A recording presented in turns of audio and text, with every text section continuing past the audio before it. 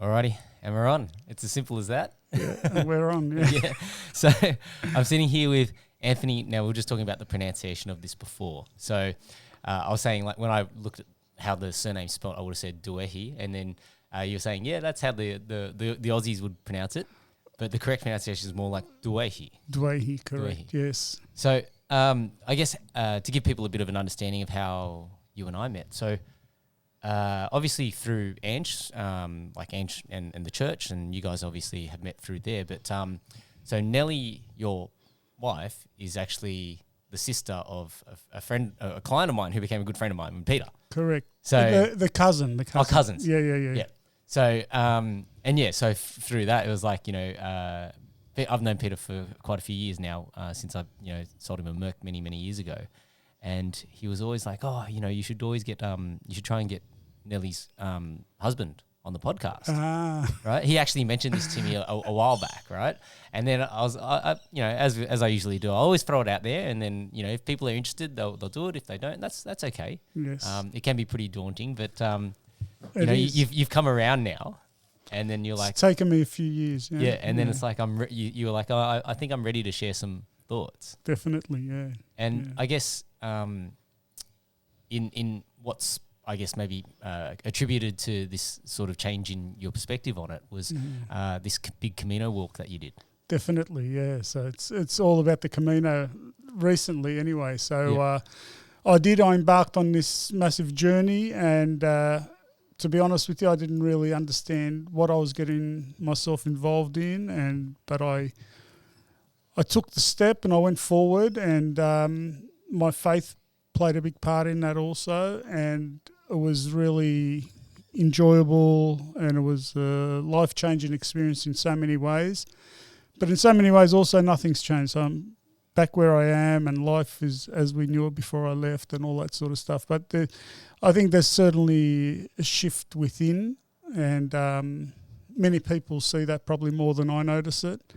And it's just great. It was such a great, fulfilling experience. And part of the reason I sort of thought it'd be good to catch up and have a chat was because I was really quite blessed in the sense that before I left, like I had a really great send-off, and so many people were well-wishing, and like I just felt like I was being taken with so much love and support from the community, from family, friends, all that sort of stuff. And I almost feel like it's nice to be able to share, and this may be one way of documenting some of that story to share with other people, just as a sort of a thank you, and just to show my appreciation for all the well wishes that I received. Yeah. So I guess, and I want to talk about the Camino walk probably a little bit later.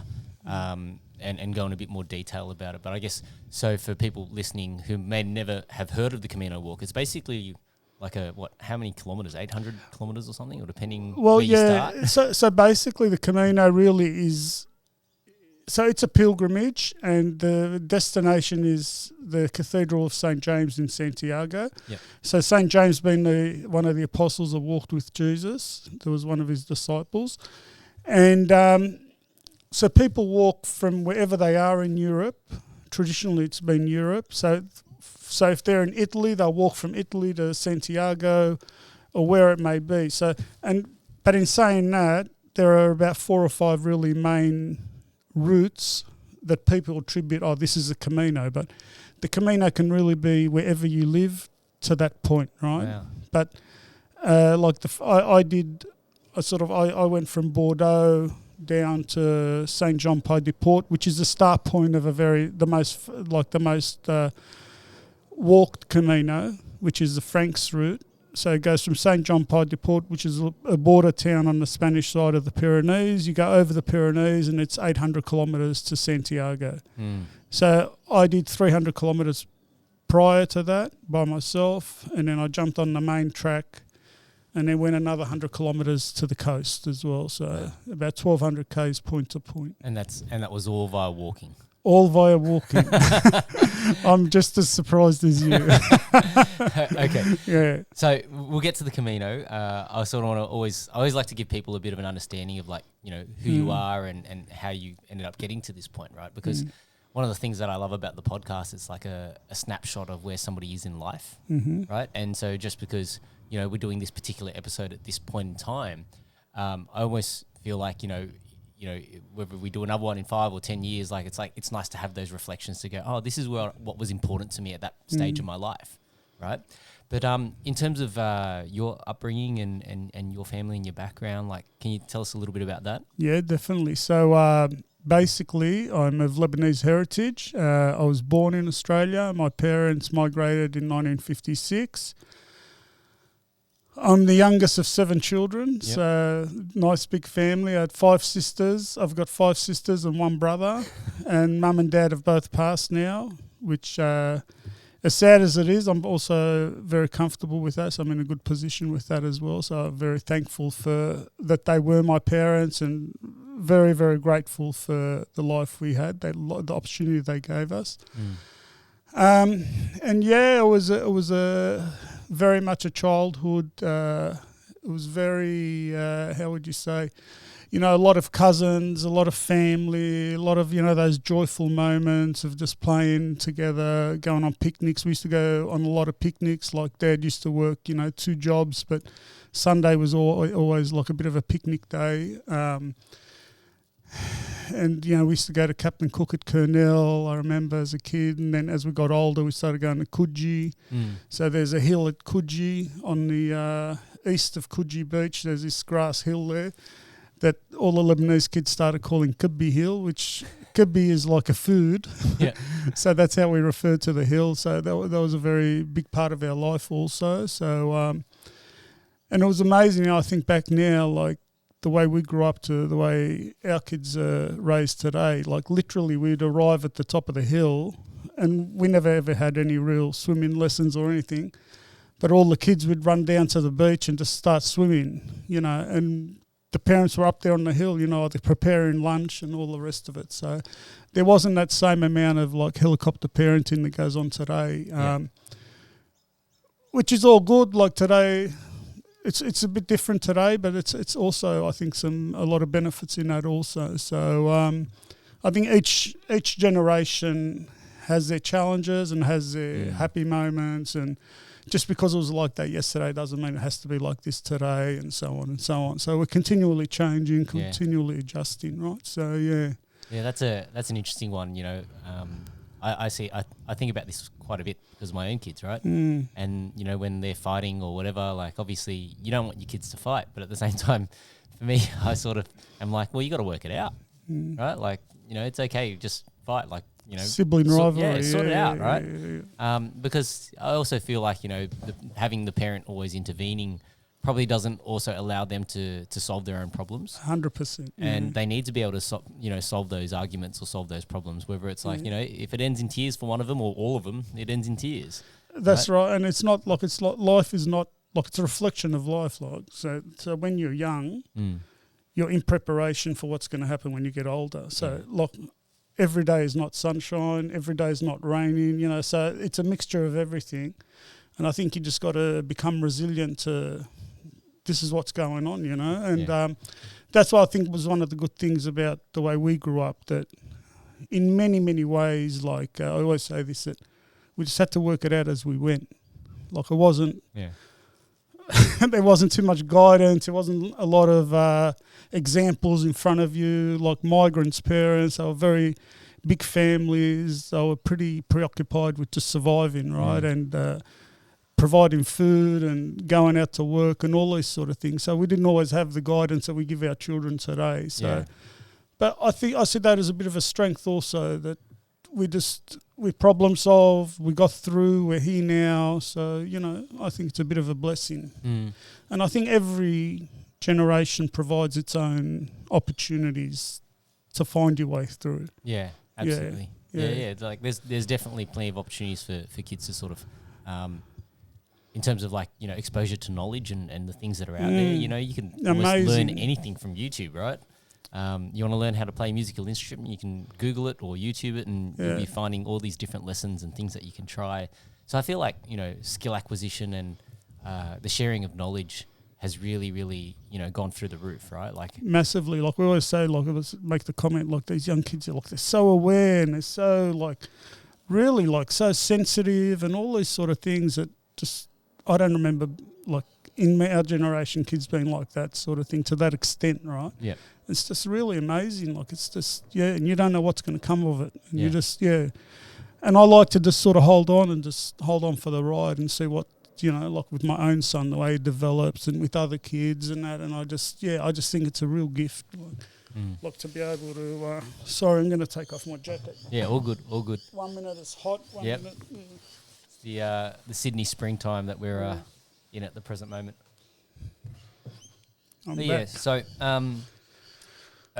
in terms of like, so you were the youngest of seven. Youngest of seven, the baby. So my mother, God love her, but she I don't know what's the term, adored me or, she thought quite highly of me. And I was very much loved, and my sisters sort of follow that a bit. So even to today, I say my sisters, they always, I don't know what the term is in English, but in Lebanese it's ghanij, like they always like baby you a bit, like there was, oh brother, hi, how are you, So it's very nice. It's very, very nice, and and I enjoy it, and I lap it up, when I can, And then in terms of like the household, do you remember the place that you guys were living in? Definitely. So we were born, bred, and left the one household. So my parents purchased this property in Marrickville, so down on the Enmore side. And I think they purchased it when my brother was born, so he's the fourth sibling. And then we had 7 in total. And so we had it for approximately about 60 years, up until a couple of years ago my father passed.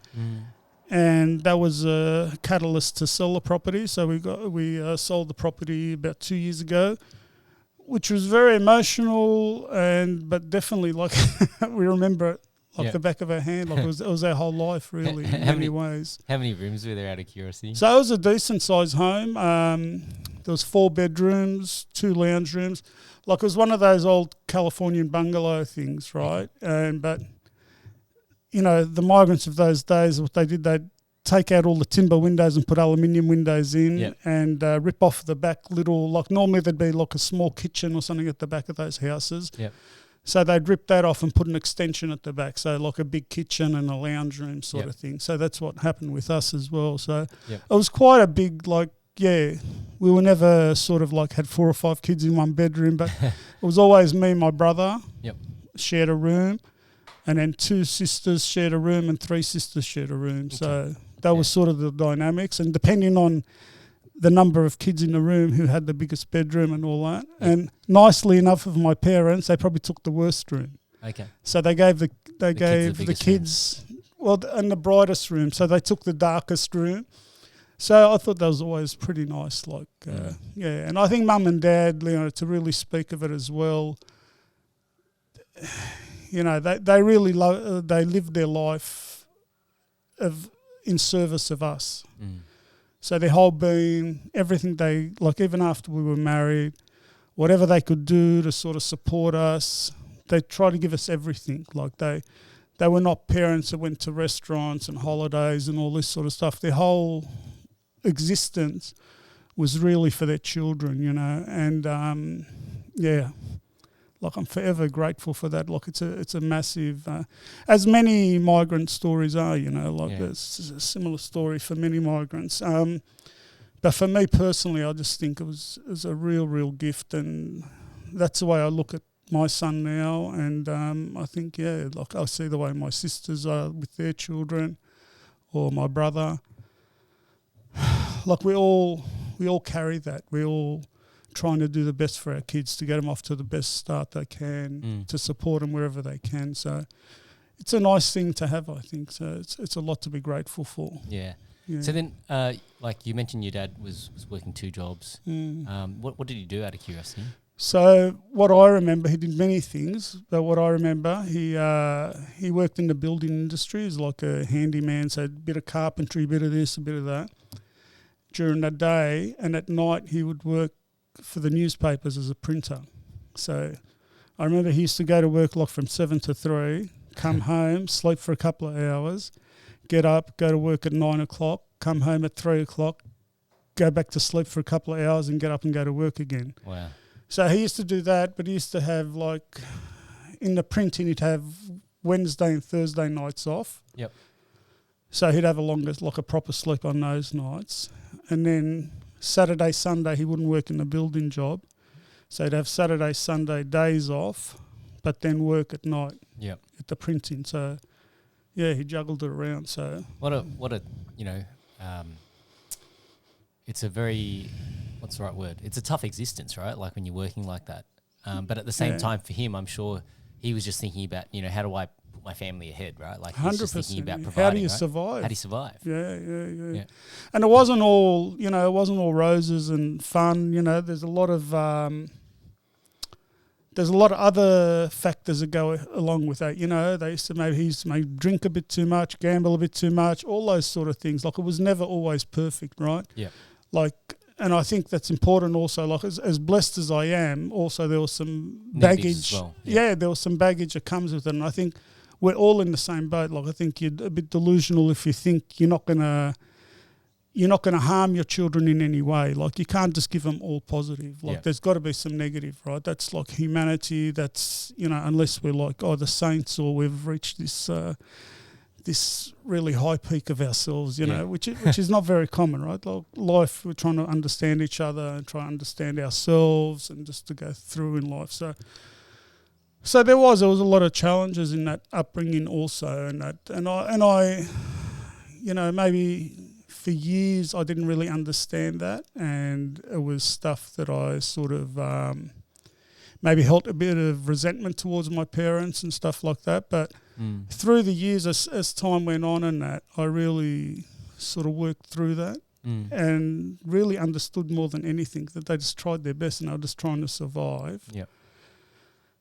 And if I could give my children what they gave me, I'd be happy. Like I think that's pretty well. It's a good offering. Yep.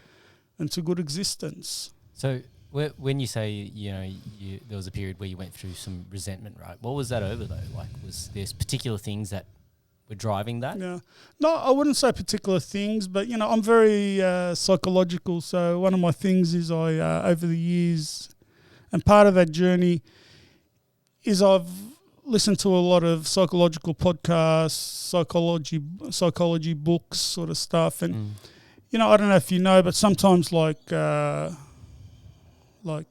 as a parent, like you got to give your children like nurturing qualities, right? You got to nurture them. Yeah.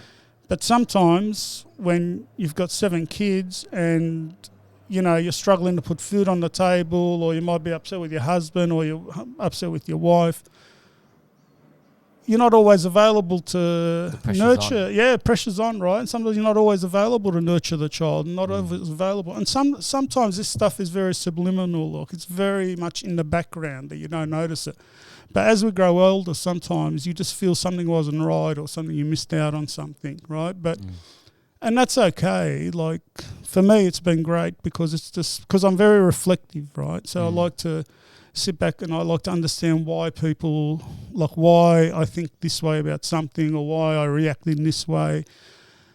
And through my reading and experiences and conversations with people along the way, I've been very blessed with having good people to talk to over the years, right? So I've been very, very blessed with had good people in my life. And through my faith also, like that faith journey of questioning and what's God trying to tell you and all this sort of stuff. So all those sort of things sort of gave me a more healthier perspective on life. And I was very blessed in the sense, like coming back to my parents. So Mum was always ill, 7 kids, a few miscarriages. There was actually 8 children. We had an elder sister back in Lebanon. Okay. And she passed before they migrated to Australia. So there was 8 children, 3 or 4 miscarriages, and so on. So they had a tough life, right? And what was I going to say? Yeah. So as Mum was getting older, Like she had a lot of illnesses. She was on a dialysis machine, so she had kidney lupus at one stage.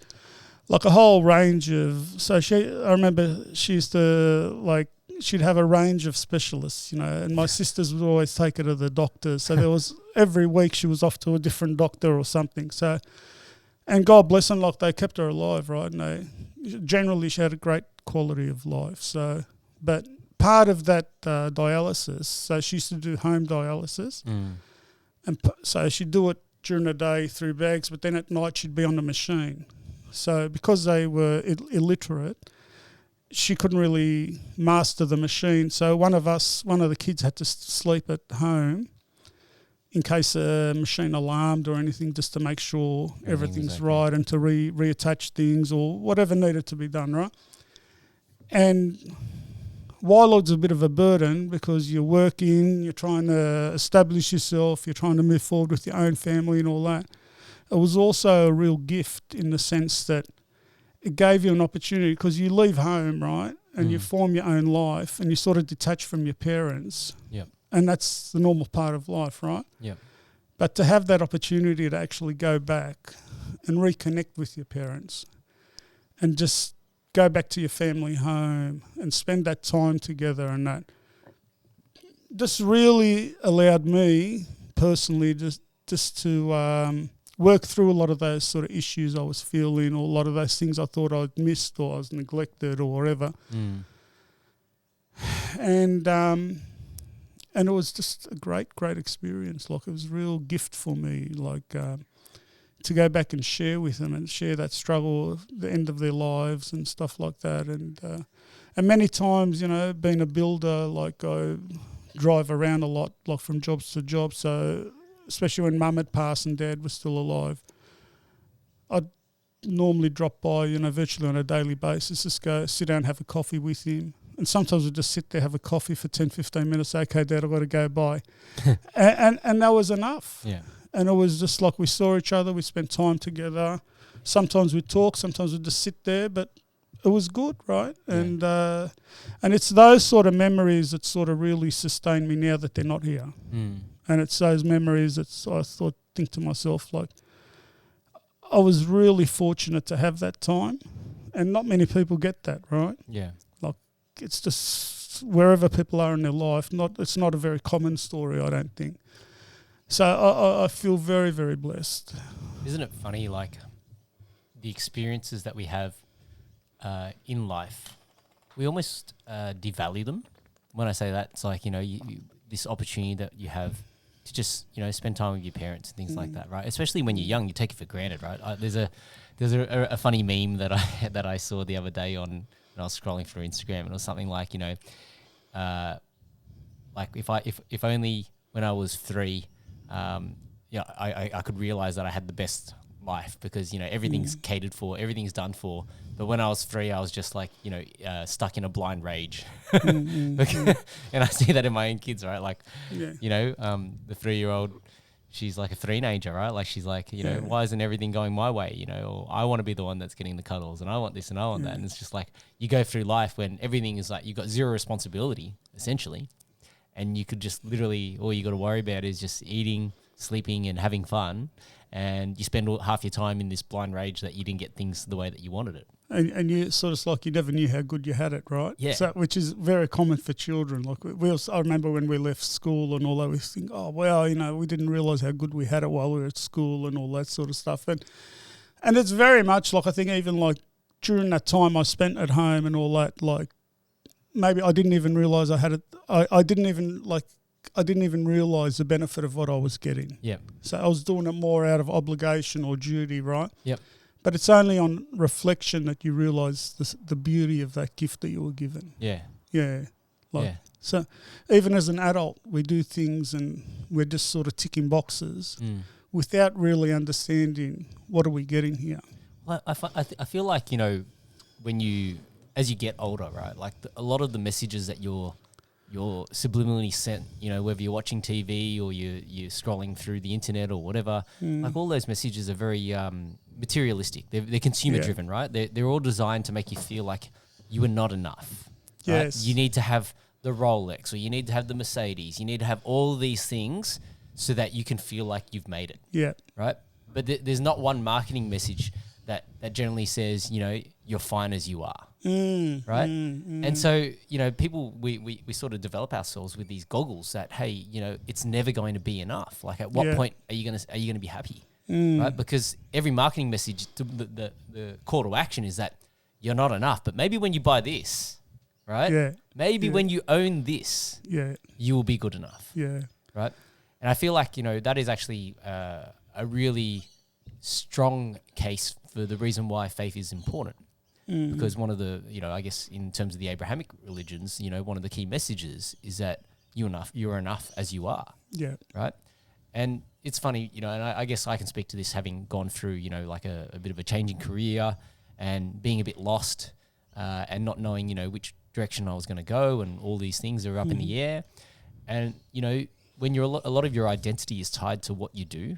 I talk about this quite a bit, so apologies if people have heard me talk about this before. But, generally when you meet somebody for the first time, if I meet another dad, one of the first questions that usually comes up is, so what do you do for work? Yeah. Right? It's like, because it's almost like it feels like it's a bit uncomfortable to go and say to somebody, so, what have you experienced in life? How are you feeling today? Yeah, how you feeling today, right? Like, everybody will, I guess, common manners is like you say, how you doing? And people just say, yeah, good. Right? Like, they don't really go and tell you how they're really feeling. They just give you the answer that is socially accepted. Right? Like on autopilot. Yeah, like we're on autopilot. And I feel like, I almost have like this responsibility now to actually, ask some better questions rather than just, accepting when somebody says, yeah, I'm doing good. It's like, if I meet somebody for the first time, I want to actually talk about some heavy things. Yeah. Not depressing heavy, but like but if it's depressing, it's depressing, right? Yeah, so but like wherever it goes, it goes. Yeah, but I want to try and understand, aside from what the person does, because I don't think what you do defines who you are as a person. Correct. Yeah. Right? But what I'm always very curious about is, what has this person experienced? And because of their experiences, how do they then see the world? Yeah. Right? Because it's really easy to go and say, we don't agree on this or that, but it's a lot more difficult to put yourself in their shoes. 100%. Right? And see, the other person like you see yourself, right? Yeah. And I guess, we might as well talk about, because you got me on this train of thought, right? I've been thinking about this idea of, when we think about this idea of God, right? And so, in essence, if, like, before there was anything, so we go from zero to something, right? And that's where it's like, there has to be some kind of God. Catalyst? Yeah, catalyst, whether that is God or whatever you want to call it, right? But in essence, if we think about, some of the laws of physics where, things aren't really, they're not destroyed, they're only transformed, right? So it's like, when we burn wood, what are we changing that wood into? Well, we've generated heat, and then what we're left over is with ash and carbon and whatever else. So, when you think about that idea and the idea, I guess, Genesis and the creation of the universe and people and things like that, in essence, what that sort of says to us is that there is a bit of God in all of us, right? Because if things can never be destroyed, they're only transformed. Well, we can't have transformed from nothing. Correct. Yeah. Right. So something we have to be transformed from something, right? And you can sort of, even take that further if you look into like the stories in terms of like, how Adam and Eve were created, or like the creation of Eve, right? Yeah, you take something from the rib, parable, the parable of taking the rib of Adam to create Eve. Yes. Right. So, why I sort of think about that is because I feel like that line of thinking has made me more empathetic as a person. Because I have to, when I look at somebody, I don't just think of them as, that's Anthony. I try and actually understand, how did you formulate your perspective, and what are some of the things that you've experienced? Because I try and almost visualize myself in your position and try and understand how people think. Because the reality is that, if we're to think that we're all made of the same thing, then we're actually, we're almost like one and the same, right? And I think on one hand, I think that's correct. We are all one of the same. So I think we are all the same, right? Like, so we all share that common being, right? We are all children of God. From my that's the way I talk about it, and that's the way I see it, right? So, but also we're also different, right? So that's why we're all independent. We're all different, and that's a uniqueness of humanity. Also, so everyone is affected by like the collective psychology of generations that have passed, as well as your own immediate circumstances. So where you grew up, the parents you had, the siblings you had, the lack of siblings you had, the school you went to, all these sort of things, all your environment really affects who you are and like who you are today and how you see the world, right? And for me personally, I feel like the journey of faith and the journey of who God is really like I feel like I've been on a journey in my life leading me back to who I should be or who I really am. Like, so from a psychological perspective, I'd sort of say that we all come into the world pure or good.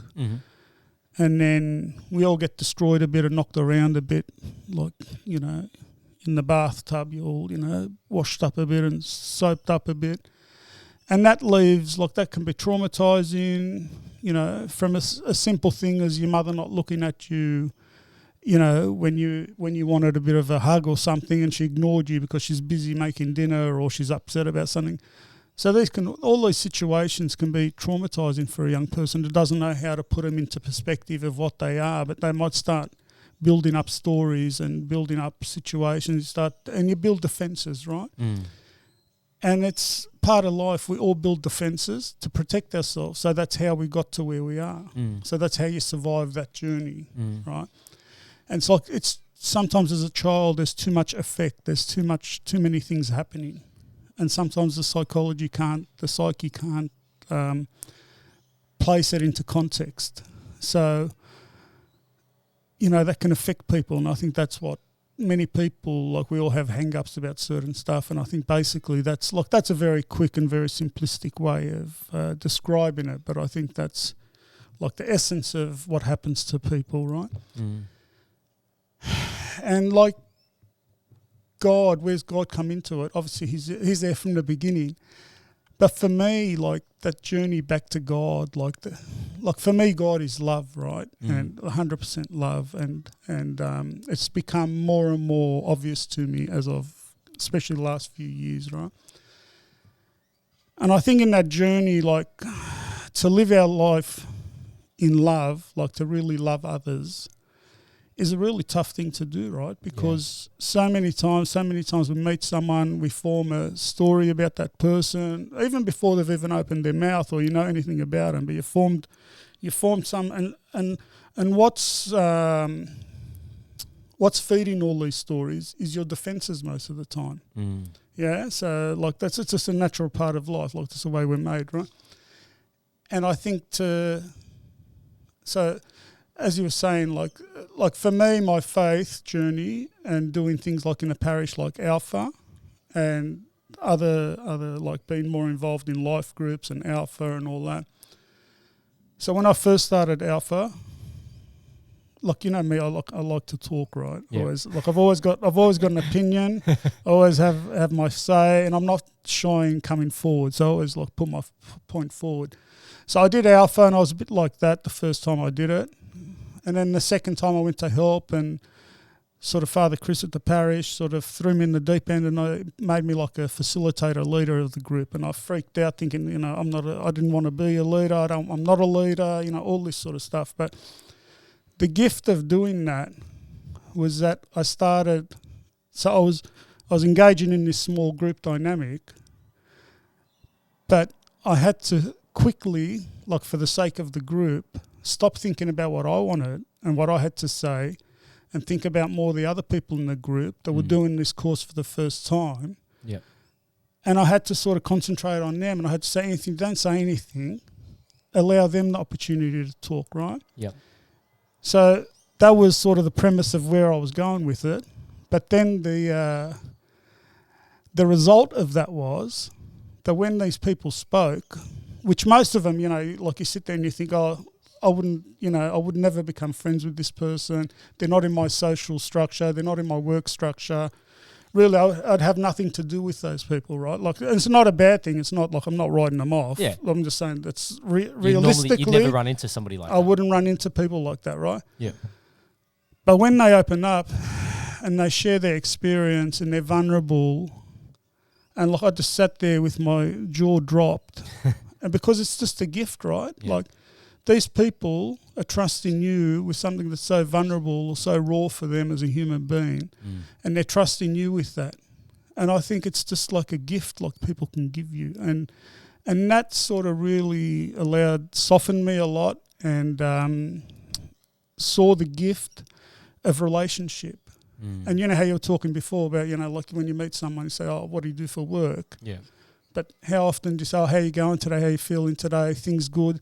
But it's that relationship on a deeper level that really, I think, also brings out things for yourself, right? Yep. So last year I did a course through the church as well. So we're going on the theme here, right? So this Arete course, which Father Chris, our parish priest, runs, it's an amazing course for anyone who wants to try it. So I don't know how much you know about the course. So basically it's just... from my description, it's a course where you can develop on a faith perspective in a leadership role. So it teaches you a bit about leadership and all that. And when they advertise the course, they say, like finding leaders in the laity and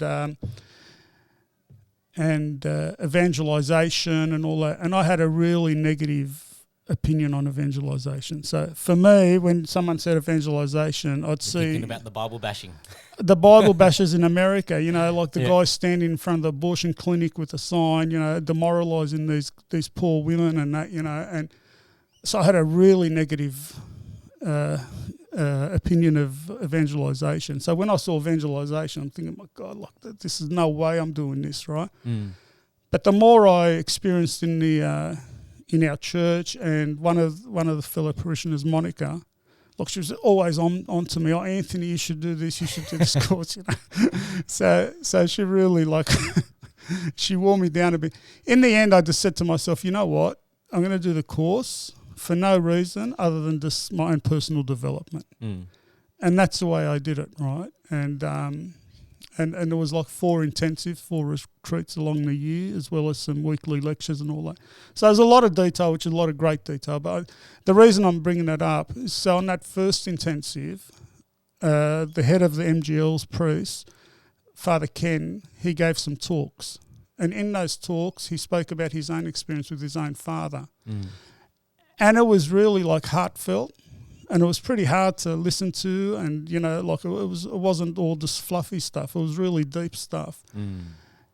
And by listening to that testimony that he gave, like this guy's pretty big, right? Like in the church and that, and to hear that rawness of what he was talking about and the vulnerability, like it really lit something up within myself, and I started just to get feelings and emotions about my own mother, about my own upbringing.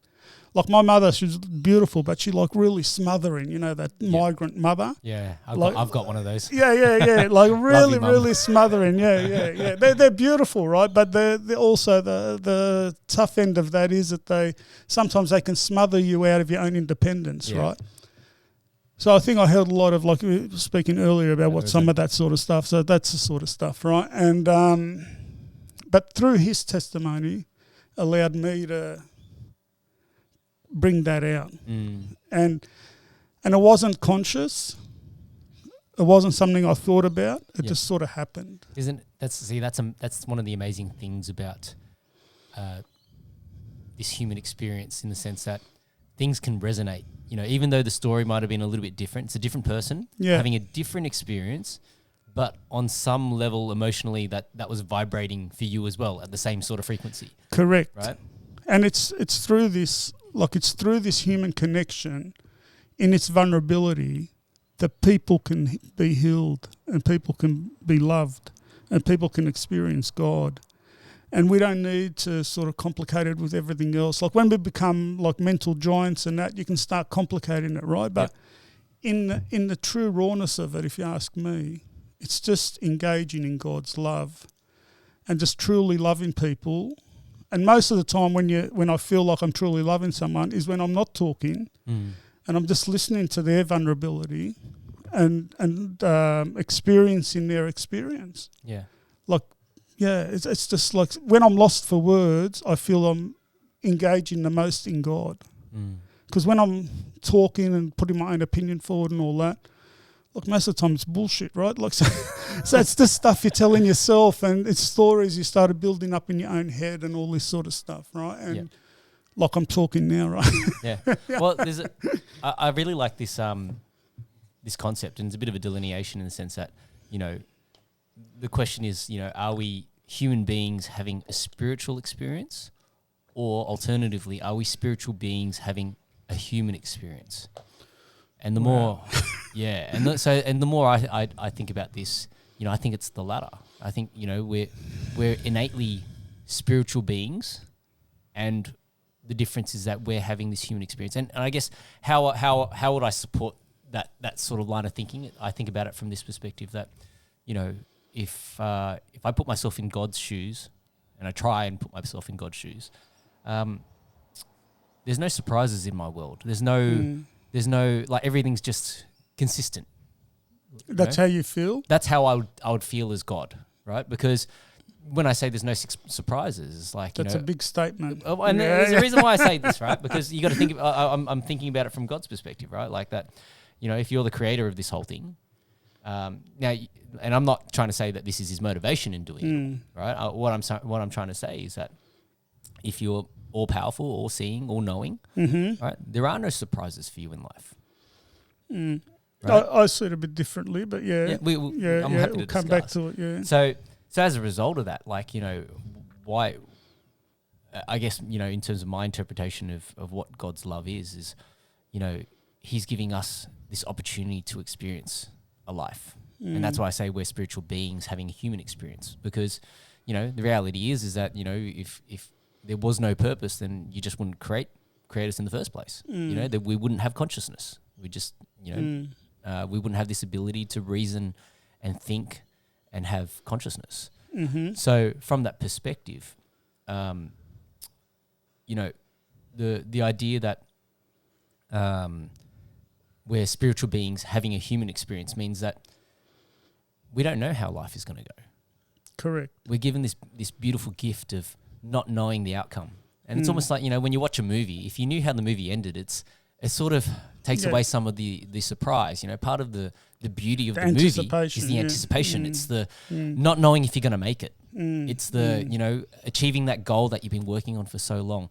It's the having these epiphanies about, you know, when you reflect back on life and, you know, the joy of becoming a father, you know, the joy of getting married, the joy of having friendships, the joy of having these great relationships, the sorrows of losing relationships, right?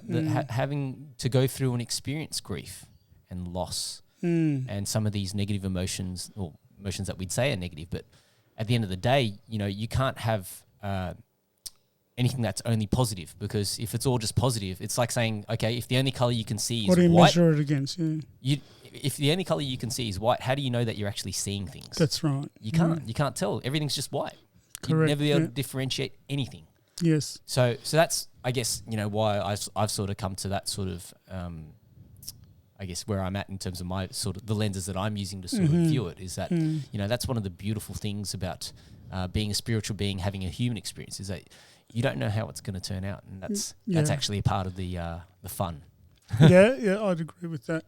And just as you were talking now, I just like thought a bit about the God thing and that. Like, one thing in my journey, sort of where I've arrived or where I've journeyed to, and this is, you know, while I would say I'm deeply into my faith, I also have questions and you know, doubts and all that sort of stuff. So it's never finished, right? You never arrive, I don't think. But this is one of my hang-ups with all religions, is when they say, oh, God's saying this and God's doing this and God's like, this is what God is saying and that, right? Yeah. I've learned, I think it's like a bit arrogant as a human being to say this is what God is thinking or God wants. And for me, for my faith, sort of whatever God brings me, look, I just need to accept it with open arms. And sometimes what is bringing me does not always bring joy to my face, of right? Course not. And that's the struggle for me, like on a personal level, like going back to the Camino a bit, like, like I went on the Camino, I just sort of stripped myself of everything, right? So I love to listen to podcasts. I was on the Camino walking. I tried to listen. I couldn't listen. Like it wasn't happening, right? Yeah. But I was just totally in tune to God, if we say, right? So I was just in tune with nature. I was in tune with signs coming up to me, like crossing my path, people I'd meet, relationships, all that sort of stuff. So I went on this really like heavenly journey. But then right at the end, I had a bit of a run-in with someone.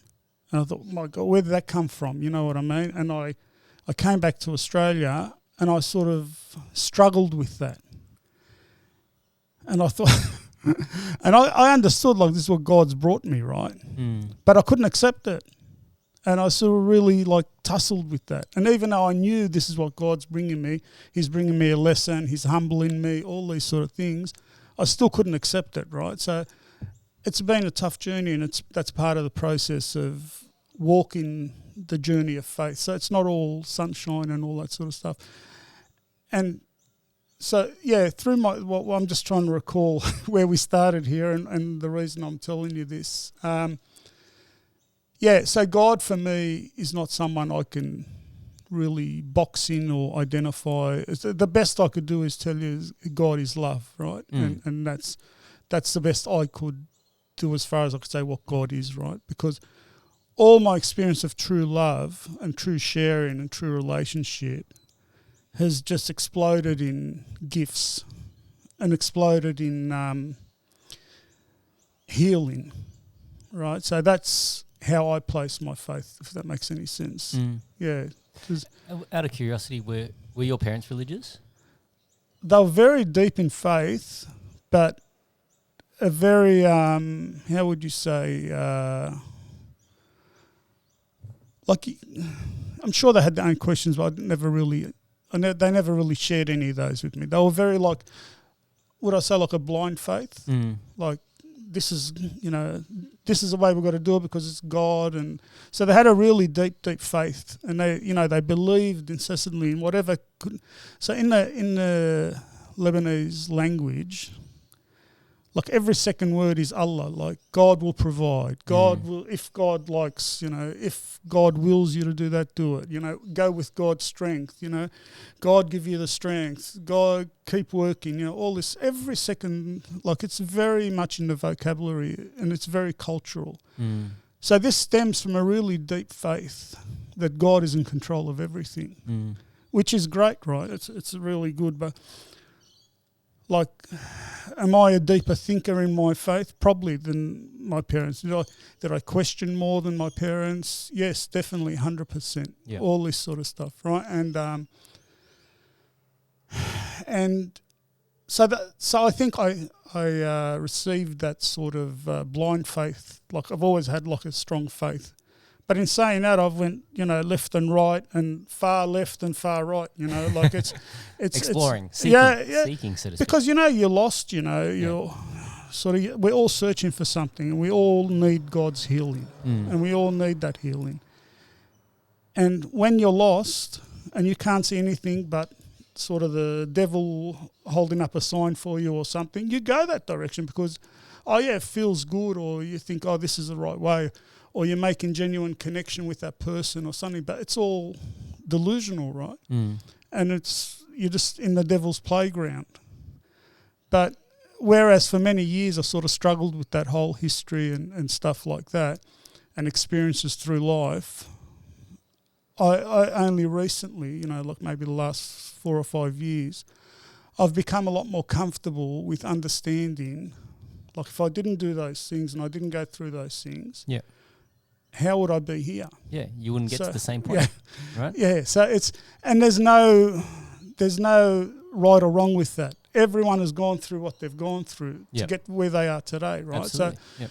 So no matter what your experiences are or what you've been through, positive, negative, whatever, they've all culminated to who you are today. So another big thing for me is like, they say, oh, this person's been inspirational in your life, right? So, and yeah, like for this encounter, maybe they have been inspirational for me. But to reap the benefits of that connection and that relationship with that person, for them to be inspirational to me, that comes with a lifetime of other relationships that have backed that up, you know. And going back to this, when I was saying about evangelization, right? So when I did that course, so I had this really negative connotation to evangelization.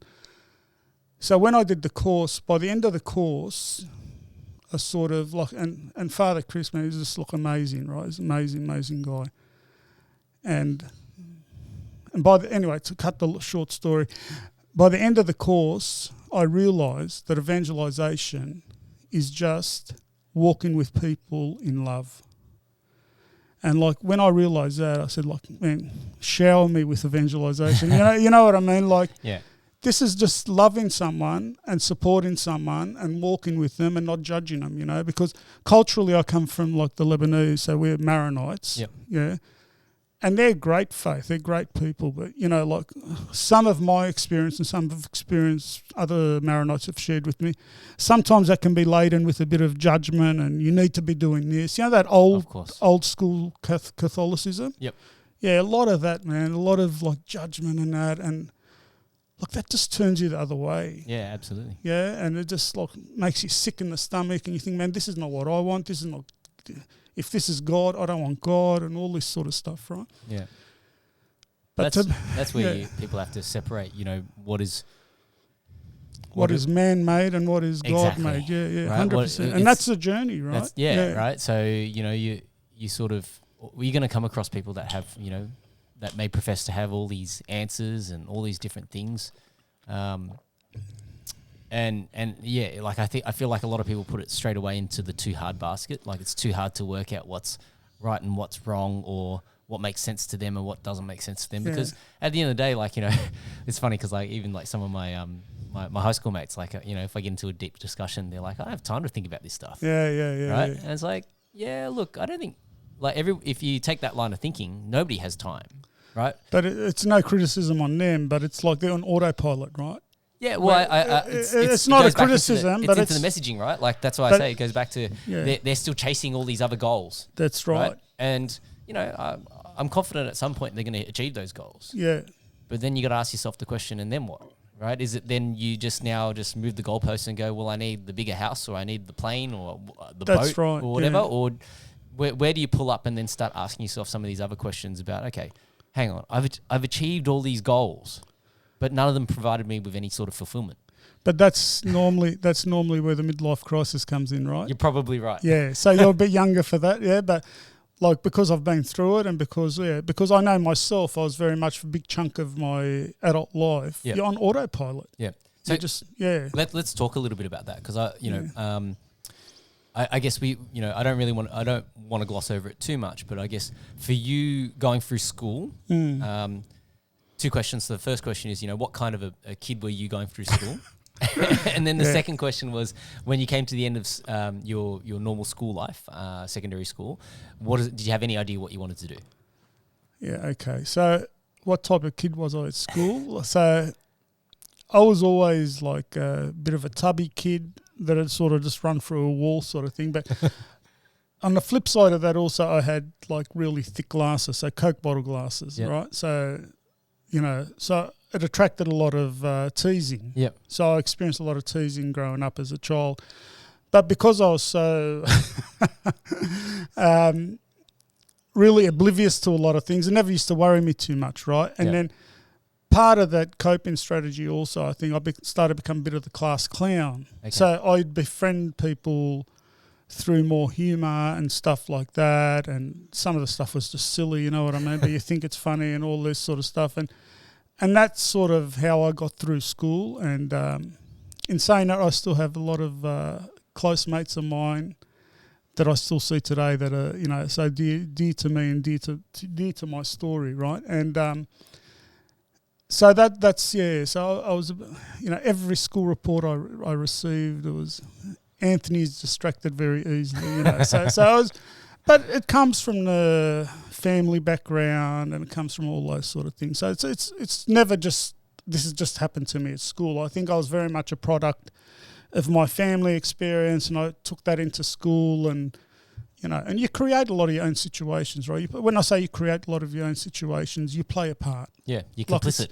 it's never just very, very rarely is it just like this happened to you and you had nothing to do with it, right? Yep. So like it's just and sometimes that's a bit hard to accept too for people, like that like it can be quite offensive for some people, right? So that's always tough also, right? So I left school, I didn't really know. The other question was, what did I want to become? Yeah. Yeah, I had no idea what I wanted to become, right? So I left school, and I'll never forget someone said once, one of these career people said, oh, you know, you should do what you love, you know. And what did I love? I love cooking, you know, because I grew up with 5 sisters and a mother, and my mother was a great cook, right? So I thought, oh, yeah, I'll go become a chef. So I applied for a job, which was actually for a waiter. I didn't realise. So it was in this restaurant called the Coachman in Redfern. It was quite a famous restaurant back then. It was right next to the police. There used to be a police academy in Burke Street in Redfern. Okay. And I went there, and he goes, oh, this is for a waiter. I said, oh, no, I don't want to be a waiter. I want to be a chef, you know. So I was about to walk off. He goes, no, stay, wait. So they called me back for like 2-3 interviews. So here I'm thinking I'm going to get this job as a chef. And then in the end, I rock up for an interview, like another interview. And like, you know, like young and ignorant, really. Like I had no real life experience or anything like that. And the owner of the business just sort of cracked it. Oh, he said something in Greek and, you know, waved his hand. No, you know. So, and then the chef goes to me, oh, sorry, we can't give you a job here. So I said, okay. So I walked from Redfern all the way to Marrickville. I was so depressed, right? Yeah. But it was really like I never experienced anything like that in my life before, right? So it was quite, yeah. And then after that, I sort of got back on board, and I found out there was pre-apprenticeships at TAFE at Meadowbank. So I rock up to the pre-apprenticeship, to the enrolment day. I said, I want to do the chef pre-apprenticeship. They go, oh, they've all gone. Like there were 12 spots, right? Or 16 spots. It's limited, okay. Yeah, so they go, oh, there's pastry cooking available. I go, okay.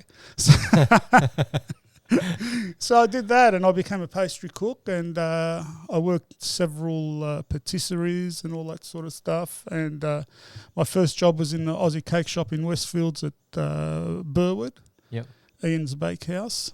And yeah, they're all great experiences, but also tough, you know, like you're out in this world, you've had no life experience, you've really been a sheltered upbringing. So, you know, and, you know, at home, mum and dad, oh yeah, whatever you want, Anthony, and that. But in the real world, you're not always going to get that. And that was a bit like that interview story, you know, like I'd never experienced anything like that, sort of like direct no or something. You know what I mean? Like it was a bit of a shock to the system. And I think that's what life is when you go out into the real world. Like you just, Well, you're going to experience it back, right? That's right, but it's part of being, like, and this is what I think also about our upbringing, how we didn't have really the guidance and stuff like that. Like we had a lot of good stuff, but we were missing a lot of stuff also, right? Yeah. I mean, part of the benefit of not having that good stuff is that you become a bit more resilient. You just get up and go again. Yep. Now, whether it's out of ignorance or naivety or whatever it is, but you just get up and you go again, because what's the other option?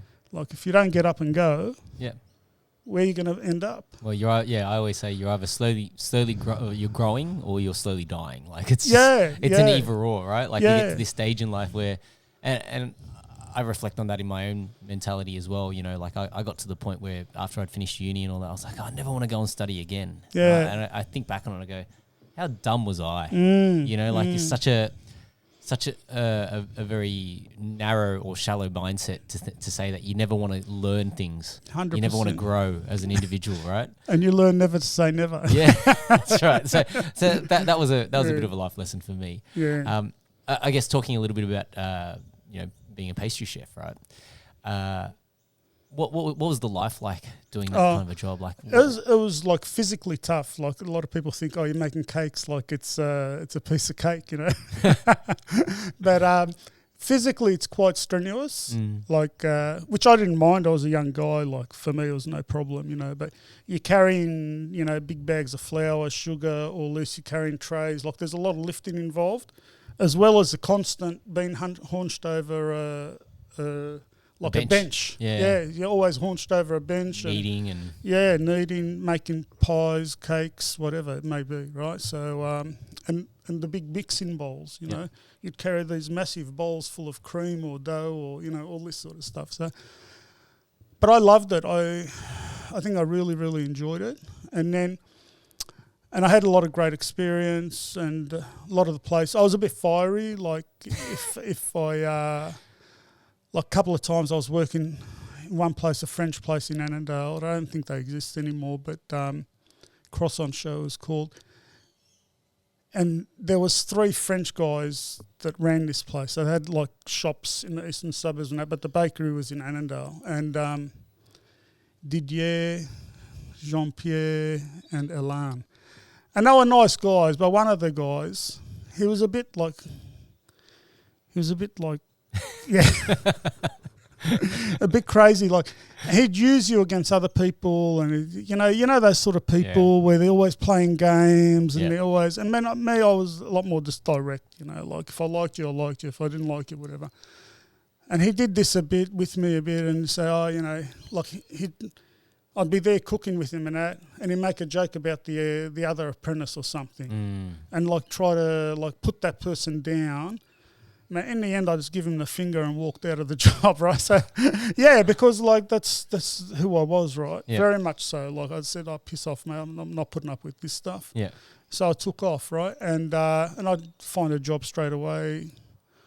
Whatever, I don't know. I just always seemed to be able to find a job, so it was never a problem, right? Wow. And I didn't really value like position or like for me, it wasn't something I really thought about. Yep. And it's a bit about who I am too, right? So I never really plan. I was talking to you earlier, I just sort of go with the punches sort of thing. So whatever feels right sort of thing. But and that's, I don't know. So how many years were you operating as a pastry chef? Probably about 7-8 years, sort of maybe my late 20s, I started changed. So during that time, I went on a couple of overseas trips with some mates. Mm-hmm. Yeah, so... They really opened me up in the sense that because I was in such a what's the word I'm looking for? Such a closed environment. Closed environment in a lot of ways, right? So like I said before, our parents really tried to keep us under the hood, sort of thing. So. Travelling and experiencing those sort of things really opened my eyes to the world, and a lot more independent after that, and always searching. Like for me, since I think I was always like a searcher, like I was always asking questions, always searching for something. And at one stage I came back and thought, I want to do something different. So I went and did a couple of other things. I worked for some cousins and this and that. And then I decided I'm going to go back and study as a builder. Okay. Yeah, so, and I had all mates of mine who were either in the building industry or developers and stuff like that, right? So I thought, I'll do that. And because Dad always had that building experience and I'd done building at home, so there was a big interest for me. Like, we renovated our own home in Marrickville, and like, because a neighbour renovated his house, so we saw what he did, so we did the same sort of thing. We stripped all the paintwork off and brought it back to the old natural timber and all that. So it was something that really I had a passion for. So I thought, I'll go become a builder. So I went back and started studying, going back to study at the age of, I think I was 29. And I'll never forget the first day we had a subject called structures. Mm-hmm. So structures is like physics, right? Yep. Like you calculate the bow of the beam. So you got calculations to understand whether it will hold the stress or won't hold it. And there was myself and about 3 other mature age students, these guys in the class. And the teacher just got up there and just started writing formulas on the blackboard and that. And all the older guys were just in shock, like we're thinking, like, what the hell's this, you know? Because we'd been out of school for so long, like you forget all your maths and you forget all that sort of stuff, right? Like sine, cos, tan and all that, yeah. And we were in complete shock. We left the class, like all our mouths, like it was the last class of the day. We all left and our mouths were just like in shock. No one could speak, thinking, how are we going to pass this class, right? And we went on and we ended up like, the young kids helped us with some of the formulas and they gave us like Sokotoa and all, which I never knew at school and all that. And in the end, it was the older guys that sort of aced the class. Like I think I came second in the class. One of the other guys came first, you know. So you get by, right? Yeah. And you just experience all that. And then I went off and then I started trying to get into building, which I thought, and it was a real nightmare really when I look back at it. And now I got in with one of my mates. We started doing like landscaping jobs and concrete jobs and all this. And just bit by bit, I progressed and I started taking on larger jobs. I took on this garage with a unit on top in Randwick. Mm-hmm. And from there, I started sort of moving ahead a bit, right? But I still really didn't have a good command of building. Like I knew what I was doing, but I didn't really know. I wasn't really that experienced, right? So, and as fate had it, so I struggled for a bit. I built a house down the road. That's why I married Nellie, met and married Nellie, yeah. And then we built a house. I'm just telling you the building story. And built a house down the road. And then I was out of work after, so I put all my energy into building the house. But then I didn't have any contract work after that because, you know, I just wasn't experienced enough how to juggle everything, right? All the jobs, yeah. Yeah, and then I thought, am I going to do something else? Will I change profession again? And, you know, it was just a nightmare, right? It was very stressful. And just as fate had it, I went to quote this little job, which ended up opening a door for me in remediation, which remediation is like fixing existing buildings, right? Yep. But it's not going and fixing one water tap or something. It's like you take the whole building. Like someone will come and do a report on the whole building, a defects report, and then each item you need to address. So it's like you take the whole contract. Look, it's big work, right? And I got into that, and from then I really like sort of jumped, and I was doing a lot of contract work. I was doing houses as well. And then I did a couple of developments for myself as well. So that sort of 10-year period, I really stabilised myself. But it took me almost like 10 years before that to get to that. And it just sort of happened. It wasn't planned or anything. But it was a big process. Yeah, well, you know, and a tough journey. Like it wasn't easy. It was a lot of self-doubt, a lot of pressure, a lot of family pressure, you know, like, and it's quite normal. Like it's quite understandable. Like it wasn't an easy road, right? But yeah. Yeah, I think, you know, when you change careers or you're trying to find success in a new field, right? Like I think everybody wants it fast. You know, they all want it now, right? Yeah, but like, you know, even like for you being a pastry chef, right? You spent, you know, 7-8 years in that role, right? And got yourself to a certain standard. And then it was like, okay, I need to do something else. Yeah. And then, you start out in a totally new industry. And then, it took you 10 years to sort of get yourself established.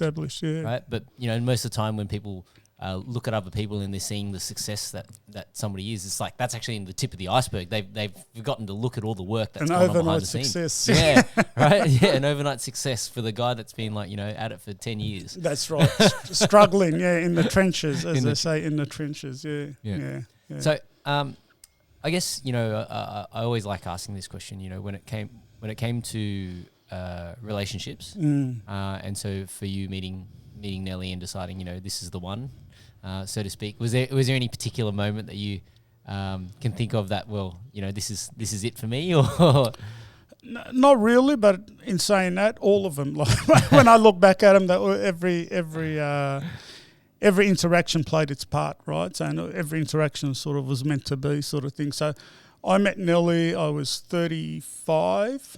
Yeah, 35, 37 married, and we had Daniel at 39 for myself, right? So I was 35, Nelly was 24, so we met at a club in town, the Establishment. I'm sure you know it. A lot of people know the Establishment, yeah.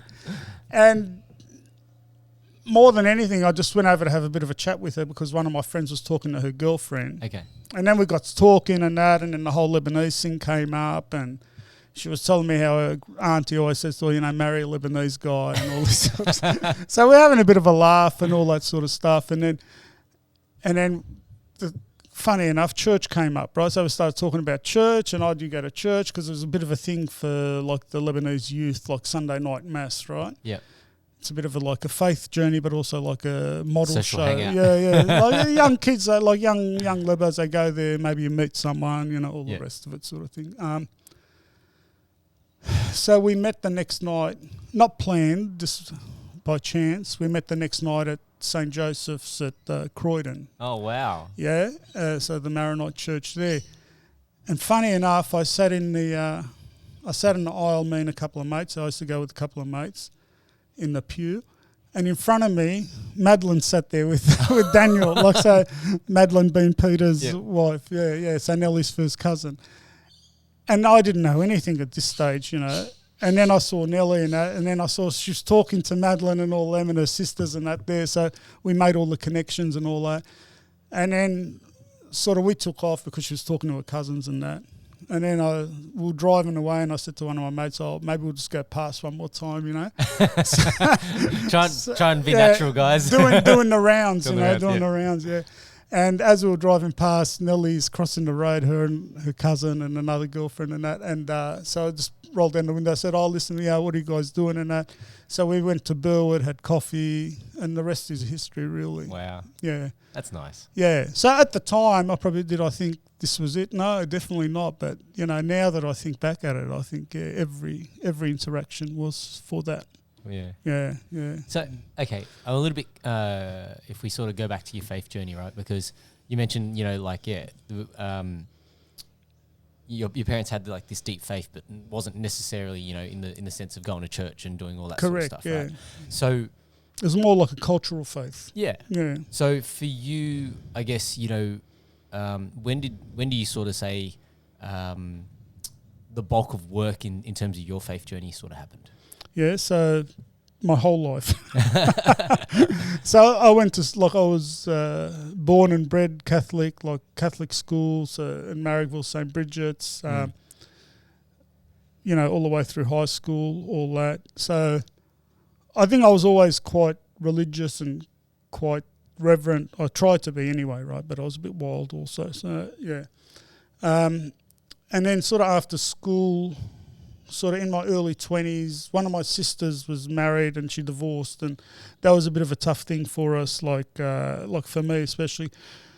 Like, you grow up in this so-called, perfect world, you grow up with your cousins, everyone talks to each other, and then, everything's fine, but then things start happening. Cousins don't start talking to cousins, your sister gets divorced, so they have a real big impact on you, a real shock system, like it's a shock to your system, right? And sort of those sort of things happened to me in my early 20s. So I sort of got a bit depressed, and then I started questioning my faith, and is God real?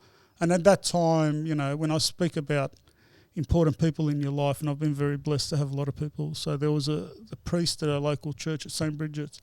He used to come play touch football with us on a Saturday afternoon, right? He was a young guy. Father David. So I struck up a friendship with him, and I sort of saw him a couple of times, a couple of conversations about God and all this sort of stuff. And he's been, he married us.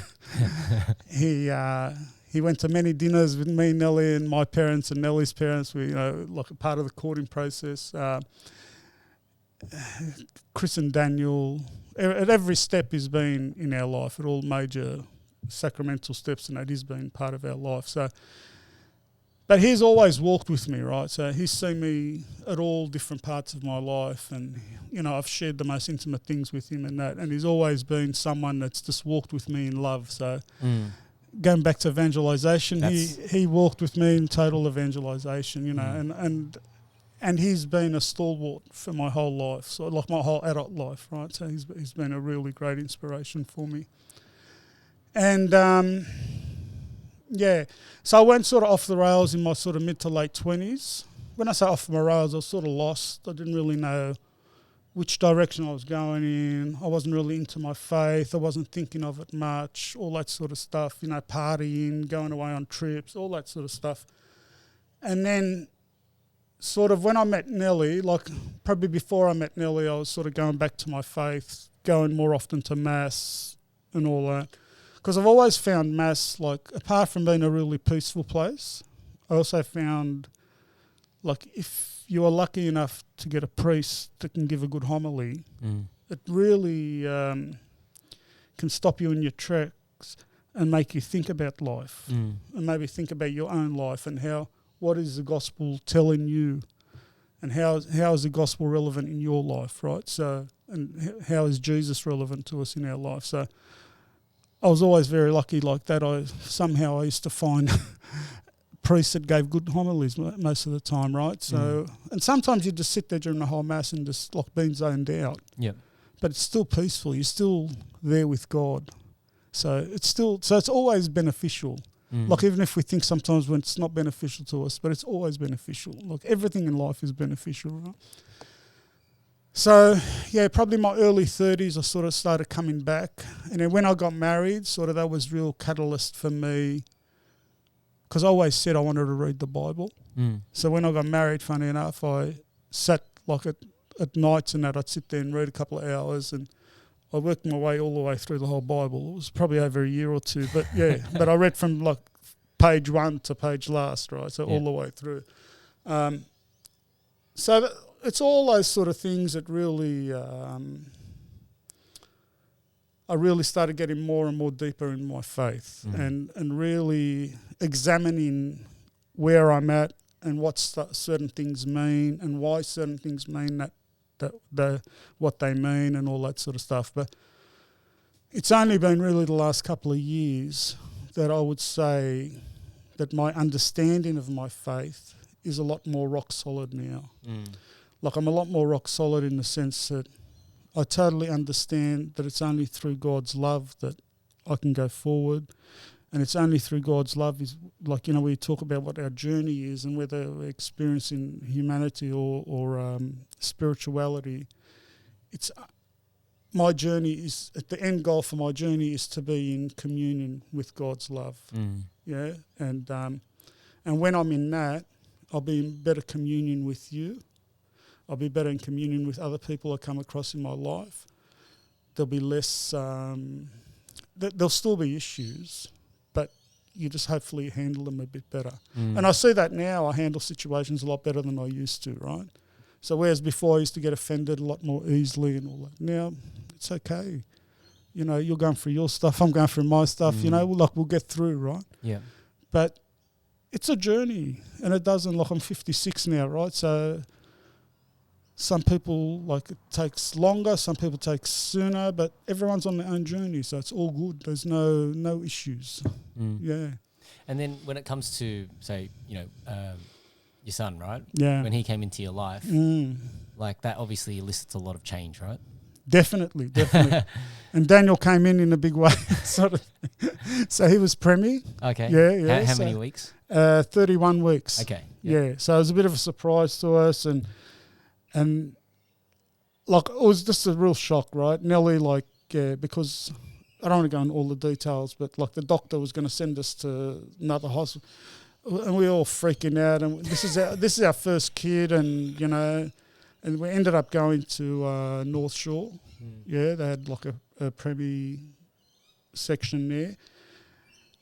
And it was, you just think, it was a really good doctor we came across, and then it became a whole operation. It wasn't just a delivery, Nelly went through a whole operation to give birth to Daniel, and there was some pre-existing complications, which were all fine, right? But it was a really, really stressful time. And they always remember, like, even once Daniel was delivered, I was never ever too concerned about Daniel. Like, I always felt like he's fine. It's going to work out. Yeah, like, it's just like, and, you know, like, who he is now, he's just got a strength in him, right? And I always felt that with him. So I never, you're always concerned about your child, you know, but never too concerned about him, you know. And I always think he'll be fine, and he's got a real strength about him, and he's a really, really good person. He's a lot more mature than his dad was, or is. So no, he's been a real blessing for us, and Nellie loves him to death, literally, you know. Like, she's but that's who she is, you know. That's she's total everything. Yeah. So did that change your outlook in terms of life a little bit, or? Not really. Like, in what sense? Like, was that like a big jolt to me? Is that what you're saying? Yeah. Well, I sort of go back, and when I think about, you know, I talk about this idea that, you know, life is full of checkpoints, right? And so it's like when you pass this specific checkpoint, you can't go back to the way life was before it. Correct, yeah. So having kids is one of those things, you know. You can't just go and say, okay, I've had this kid, I don't want him anymore, here you go, and try and get back to life before it, right? So, like, I guess the reason why I bring it up is because, when you hit that certain goal or that certain moment in life, like, life is just going to be different. Doesn't mean that it's going to be worse. Doesn't mean that it's necessarily going to be better, right? But life changes. Definitely, right? 100%. And I think what you're describing there, you have to have a bit of self-awareness to see that, right? And I don't think I've ever had that level of self-awareness, right? So I've always, I think, been a bit like that ignorance is bliss sort of thing. I've always been in that sort of state, right? And for me, it has. Like, that ignorance of not having to think about that, or not having to go through that sort of stuff, like, it's what gets you through sometimes. And I think for me, in my journey, I think it's been quite common, because sometimes I'll experience something, whether it's work-wise or even in relationship with Nellie, or giving birth to Daniel and that. Like, there's no other option. Like, this is the goal. Like, we have to get here. Yep. So I never really thought about, oh no, but I don't want this, or you know what I mean? Like, So I've been very driven, I suppose, in that sense. It forces you to take action. Yeah, because I just sort of, like, because I don't see myself, like, it's very, like, ironical in some ways, because I'm very analytical, right? I break things down, right? And that's one side of me. But the other side of me is very naive, and just, that's the direction I'm going in, and that's it. Do you know what I mean? So it's very yin and yang, right? Yeah. And I think we're all a bit like that anyway. Yeah. Well, I think a lot of people, they talk themselves out of most things, you know? Yeah. Like, it's that analysis paralysis where they get stuck in the analytical phase. Yeah.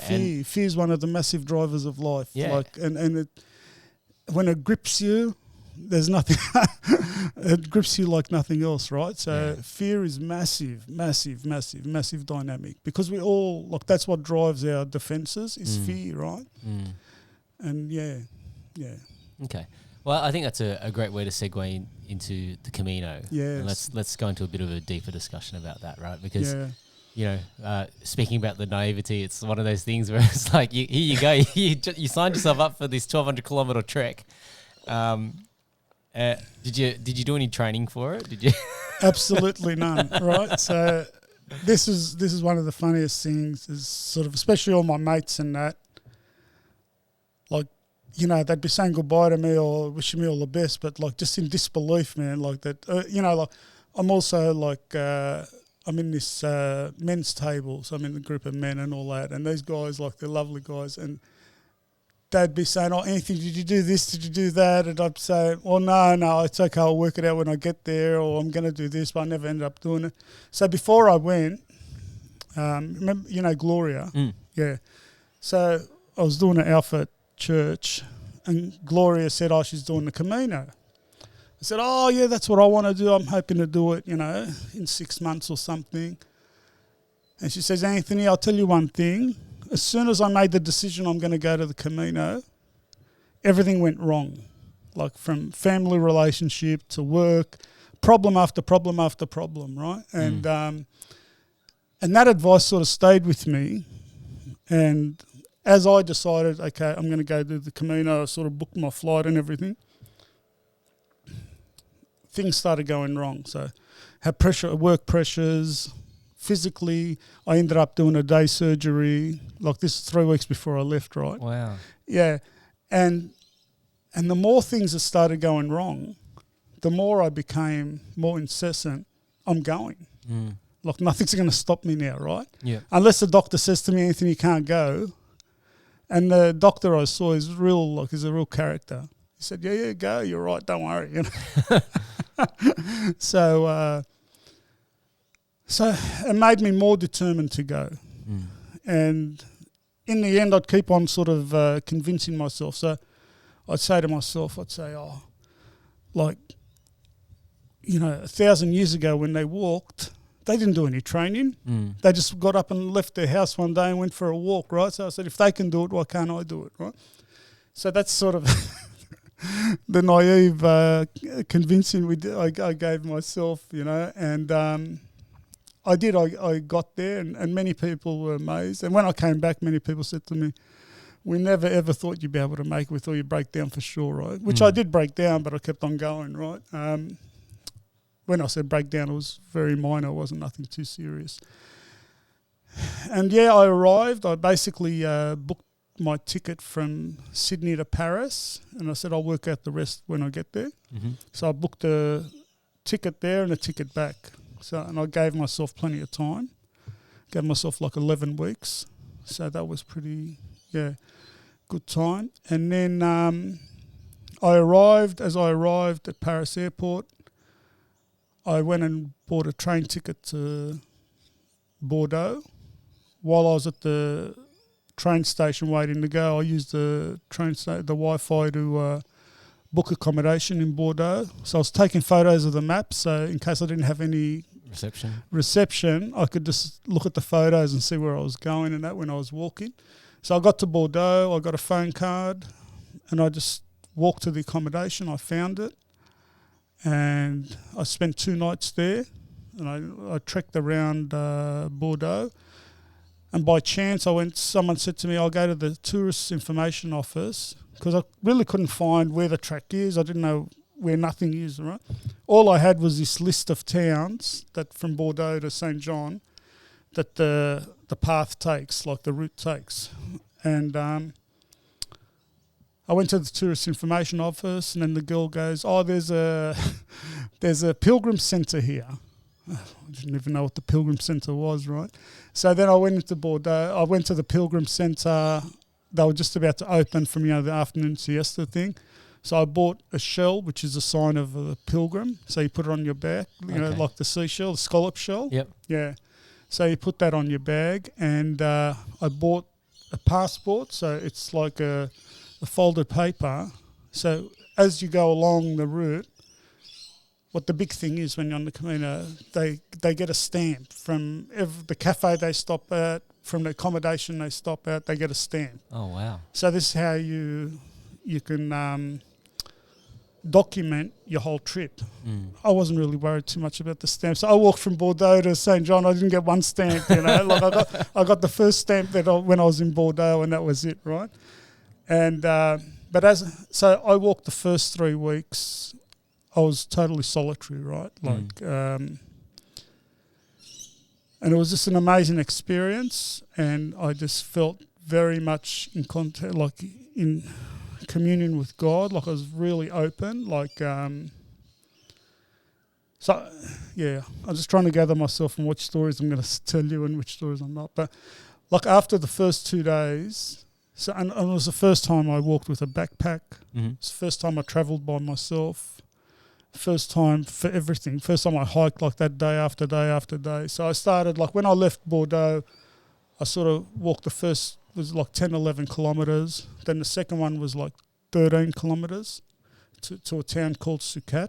So the night before, I'd search where I could get accommodation because I wasn't staying in like hostels. So I'd go on either Airbnb or bookings.com and try to get accommodation. Yeah. So I found this Airbnb, like it was just a room in someone's house. Mm-hmm. Yeah. And so I went to this place in Sukat, but I planned my trip and I looked at the map. I said, okay, like about 6 kilometres into this walk, there's a town there, and it was a Sunday. I'll be able to buy something, stop, have a break, have something to eat, and then do the next part of the walk, right? Mm. But I get to this town, it's like just houses. There's no shops, there's no nothing, like nothing open, no sign of life, nothing, right?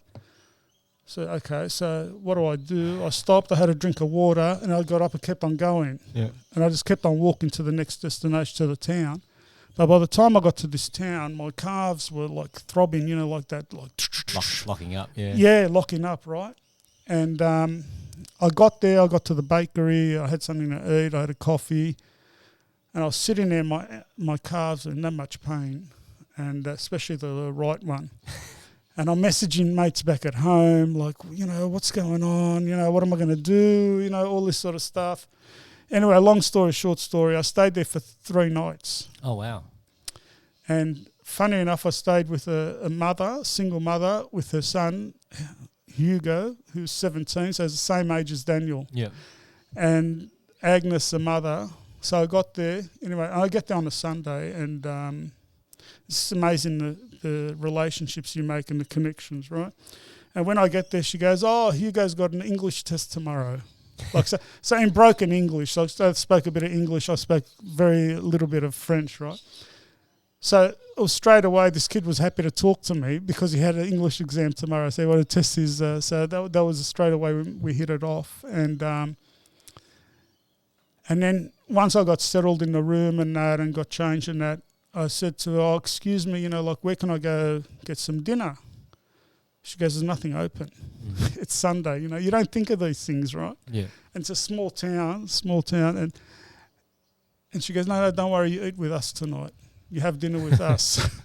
So then she invited the neighbours and she made this food and we just had a few drinks and we had a great time, And then the next day, like that night I went to sleep and I'm thinking to myself, like just being who I am, I said, look, how am I going to pay this? Because I felt bad. I arrived, I didn't have nothing, I didn't have any food, I didn't have any drink, anything, right? I said, how am I going to pay these people back? So I thought about it. I said, I'll cook dinner the next night because I told them, because my calf was locked up. Yep. So I said, I'll stay another night. So I went the next morning, I walked up just to the local supermarket and bought all this stuff and made a Lebanese dish for dinner, which was great, right? I really enjoyed it, right? But they really appreciated it and we formed really good connection. I ended up staying there another night. She took me to the osteopath, so I got some treatment on my, and she just filled me with confidence, the osteopath. She said, yeah, no, you're right. She massaged me, she got the blood flowing and all that. And then I kept on going after that. But and to this day, we still stay connected on Instagram, send messages. And his birthday was one day before my birthday all this. So there's a lot of connections. And she, she messaged me, a lot of good things have come since you've come to the house. And like with Hugo, he did well in his exams and all that sort of stuff. So it was really, really nice. Just lovely, lovely people, like welcoming people that you don't know from a bar of soap, but just welcome you into the house, right? And there's this whole like feeling in Europe that you're a pilgrim, so they're going to look after you, sort of thing. Like do you know what I mean? That's what I felt, right? And then I kept on walking, and then bit by bit I'd increase the kilometres. So I'd walk an extra kilometre here or extra kilometre there. And if you walk like 15 k's, you always walked extra kilometres because you had to walk to get something to eat, or you walk to the church, or so on and so on. And about 6-7 days into the trip, I started like getting a bit, not depressed, but you start to get a bit down, and you walk and you put your head down and all this sort of stuff. You're thinking, here we go, another day of walking, and like the novelty started wearing off, right? And I was in this town in the south of France, and I'm walking out of the town. It was about 9:30, and I'm sort of like kicking stones, walking with your head down and that, and just started getting down on yourself. And then I come up to this intersection, and I look up because I knew I had to turn left, and I look up and across the road there's like this concrete plinth, and it's got like a green shrubbery around it, and then out of this concrete plinth is this like 6-7 metre crucifix, just straight across from me, right, like that. And I look up, I started giggling to myself, and I thought to myself, like, what are you worried about? You know, like, what have I got to worry about? Look at this. And, you know, this is one of those things where you say, is God, like, you're walking with God, and that's what I felt like. I felt like this is God talking to me there, right? And I took off after that, and I walked like a champion for the next 2-3 days. You know, I just took off. I was just so filled and so lifted up, right? And there was many small signs like that. And every time, so I'd speak to Nellie. I think that's what saved me also, was so every day I'd speak to Nellie like via the video, like WhatsApp on the video. So I think that was good for me, that I saw her and Daniel every day, and also for her, like, because it was a real thing. I thought, she might miss me, you know, because if she gets too emotional, like, I might have to come back or something, right? You know, it was a real thing, right? So, but yeah, we both survived it without any hitches. Like, it was really, really good. And so. Yeah, and that's what I was saying. So when I'd speak to Nellie, she'd always say, "Oh, so-and-so from church, they're all worried about you," and, you know, all this and all that. I said, "No, I'll tell them I'm fine," you know, all this. And I used to say to her, I said, "Listen, I'm in God's hands. I'm in the best possible care I could be in," you know. And it really felt like that. And when you consider I did no training, I had no experience, I really didn't have any idea what I was getting myself into. Like, the whole trip just went like clockwork. Like, I had a few hiccups with my calves and ankles, but apart from that, like, the whole journey was sort of beautiful, you know. And if I was to do that journey again tomorrow, I'd do exactly what I did. So there was no point where you were like, "What am I doing? Not overly. Apart from that time where I was walking, I saw the crucifix, I saw the cross. Like, apart from that, like, I got pretty down. That was probably the only time I really thought to myself, you know, like, do you really want to do this sort of thing? Yeah. But, like, what a sign, man. Like, it was massive. Like, you know, this is not coincidence in my eyes. The timing of it as well, right? Like, it's just so, yeah. And a few days after that, I'll tell you another quick one. A few days after that, so I was walking, I entered into this town, and Nellie called me, and she goes, "Oh, I got a bit of bad news." And one of my cousins, George, passed away. So he's in his 70s. And I was just devastated. Like, I love this guy, right? Like, he's just such a beautiful man. And a really good influence on me in my life, right? He's just such a beautiful guy. So he lived here in Sydney. He passed away, and I was sort of devastated. I said, "Nellie, listen, I'll speak to you later, man. I've got to go," you know. And I just hung up, and I got to my room, and I just sat there, and I had a shower, and I was just really, really upset. And I took off about 6 o'clock from the room. I said, "I'm going to go." I knew there was a restaurant down the road, down the left, like about a kilometre down. So, and at this stage, you know, you're minimising your walking, you know, like, really the Camino. I only walked what I had to walk, right? So if I had to walk that far, I'd walk, but if I didn't have to, I wouldn't walk. But I walk out of the street where I was staying, and it was left to the restaurant. Then I looked right, and there was a church up on the top of the hill. And I said, "You know what, I'm going to go up, say a prayer for George and my parents and that."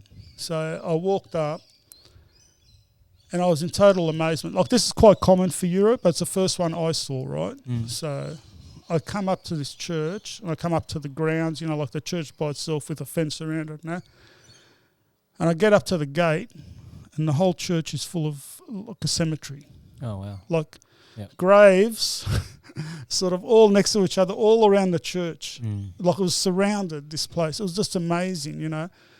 And I just sat there in amazement, and I just prayed, and I thought, thank God, you know, like, what a glorious God he is, you know. Like, it was the first church I saw like that on my whole travel. Like, I was only there for a week and a half or two, but, you know, it was really, like, there you go again, God talking to me, you know. Like, this is not, you know, and I just felt like a sense of relief. And I just sat there and I prayed to George and my parents and that. And it was just beautiful, you know. And then I went off to dinner and met it was a truck stop, and met a couple of truck drivers and that. So that was interesting. Lucky there was a Dutch guy there who spoke English. So, we ended up having a conversation and all that. So many conversations, many interactions, many beautiful people. So I walked on further to the border of France and Spain. And that was a real big thing for me, like going over the Pyrenees, right? I was shitting myself. Like I'm thinking, like, how am I going to get over this Pyrenees business? And I got there and I got over, and I was so excited that I got over. And I thought, I'll never forget, I spoke to a couple of mates and I'm saying, yeah, I've got this now and no problem, and I'll eat the rest of this trip, and, you know, all this sort of stuff. Like this cockiness, right? And the next day I took off from Ronsonville, and it was 27 kilometres to Zabiri, which was the hardest day of the whole trek, right? Because it was downhill, but down, up, down, and the rocks were jagged, the pathways were really rough. That was the hardest day of the whole trip, physically, right? And but I got through it because I was so geared that I've got this trip, right? Yeah. Like I've got it, right? And then the next day after, I was 22 k's into Pamplona. I get into Pamplona. I booked 2 nights. I said I'm going to have a bit of a rest in Pamplona. And my calf blew up again. And now there was the other calf, sorry. So it was the opposite calf. And my ankle as well. So here I am thinking, oh my God, here I go. And I tried to get treatment. I couldn't get treatment. And so I ended up staying 5 nights in Pamplona. And I was there depressed, thinking, oh, my trip's gone. I'm going to have to come back home. And I'm thinking, oh, I'm done, you know. Like I think I'm done. I'm not going to be able to walk and all this sort of stuff. And eventually I took off. I got a couple of massages and that. And I took off the next day, and I ended up into the next town at the stop. And I went to this physiotherapist, this beautiful girl, Claudia. But you know, when you go to a physical therapist, you know, you can tell sometimes from the first time they grab your foot or your hand, they know what they're doing. Yeah. And it was that sort of experience with her. And like she grabbed it straight away, and she knew, like I could tell. She goes, oh, this is the most common ailment in all of the pilgrims, and this is very common. Don't worry, you'll be okay.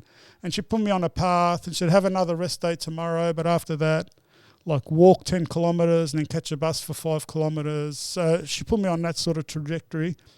And I did that for about 3-4 days, and then after that, it was all home after that. So, and towards the end, like once I got to Santiago, and even before that, I was walking like 35 k's a day, up to 35. So some big days, man, which I never ever would have thought. But in the end, I didn't want the rest day. I just wanted to walk every day. Yeah, and just finish it off. Well, not even finish up, but it was like a drug, you know. Like you want to get up and walk. You feel like you got to get up and you got to walk and all that sort of stuff. So, and the body was strong and all that. When you're spending that amount of time just walking, right? Like I'm sure there would have been so many different thoughts that had gone through your mind, right? Yeah. Were there any sort of reflections that you had that sort of you think about still, or? Yeah. Was there a lot more sort of emotions and reflections after you'd finished the Camino? No, mainly going through them. So the year before, remember I was telling you about that course I did, the Rete course. So one of those intensive weekends, or retreat weekends, was a silent retreat. So silent retreat I've never contemplated, I've never thought, because like I talk a lot, so I never thought I could ever do something like that, right? So I went on this silent retreat, and it was one of the best things I did.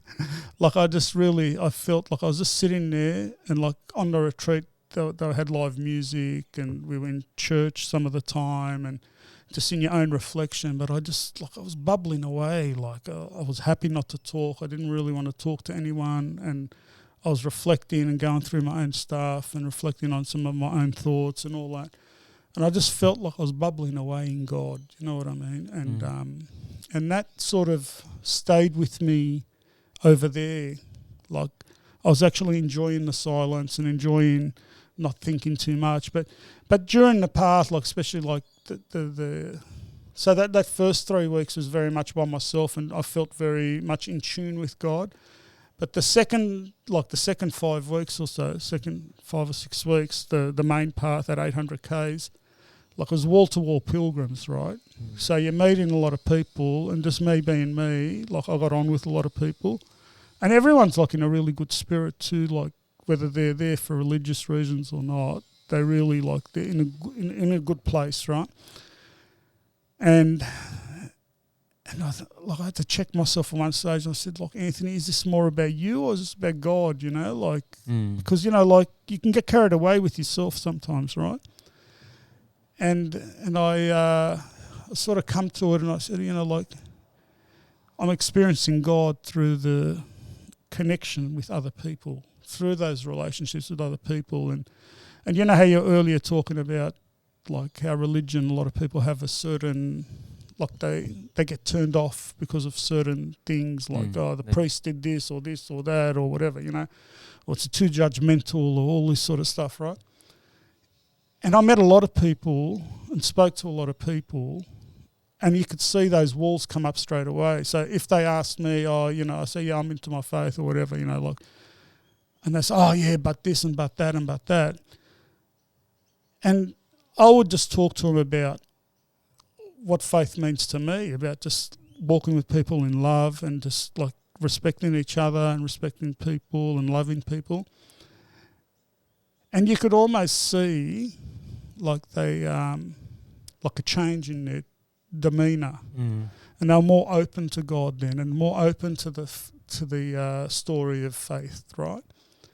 But it's like there's so much baggage that comes along with all of us when it comes to faith, that we start telling ourselves stories about, this is what faith is, isn't it? But it's not really what faith is, and I think like it's, everyone has their own journey, right? But I think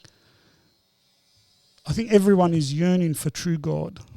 Yeah, I think that's what the whole world, we're all after that. But sometimes we find it in, like there's many ways to God also. Like I don't think I could say there's only just one way to God. I think there's many ways to God, because who am I to tell you this is the way to God when God may have another path set out for you? Yeah. Yeah. So like I'm not bigger than God to tell you this is the only way to get to God, And so I think that's also important. And another story I'll share with you just quickly. So I was walking one day, and this is after we left Santiago. So it was an extra 3 days I walked to the coast, right? So there was 100 Ks in those 3 days. It was massive, right? And we get to this hostel. So albergues are like hostels where you can go and just stay in a dorm accommodation. It's pretty cheap, like 10, 15 euros, 20 euros. Oh, wow. Yeah. Really cheap. Really cheap. But you're in a dorm accommodation, right? Yep. So, you might be sleeping next to someone who's snoring. You don't know. You take your pick. So most of my accommodation I did like single accommodation, but I probably 10 or 12 nights, like, because sometimes you walk with people and they're staying there. They go, Anthony, come and stay with us. We're staying here. So you go, yeah, okay, why not? Yep. So, and there's one place I stayed was in a church. So it was by donation. Yep. So you stay in this, like there was a church and there was like a hall attached to the church, an accommodation, and there was this one big room with blue mattresses on the floor. So I had no blankets because I wasn't doing the whole dormitory thing. Yeah.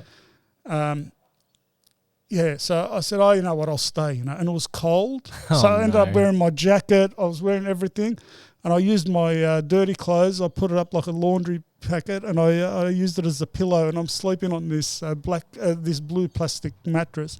It was a tough night, but I got through. It was no problem, But that was a really good experience in the sense that we stayed in this place where we prepared our own. So it was all run by volunteers. Mm-hmm.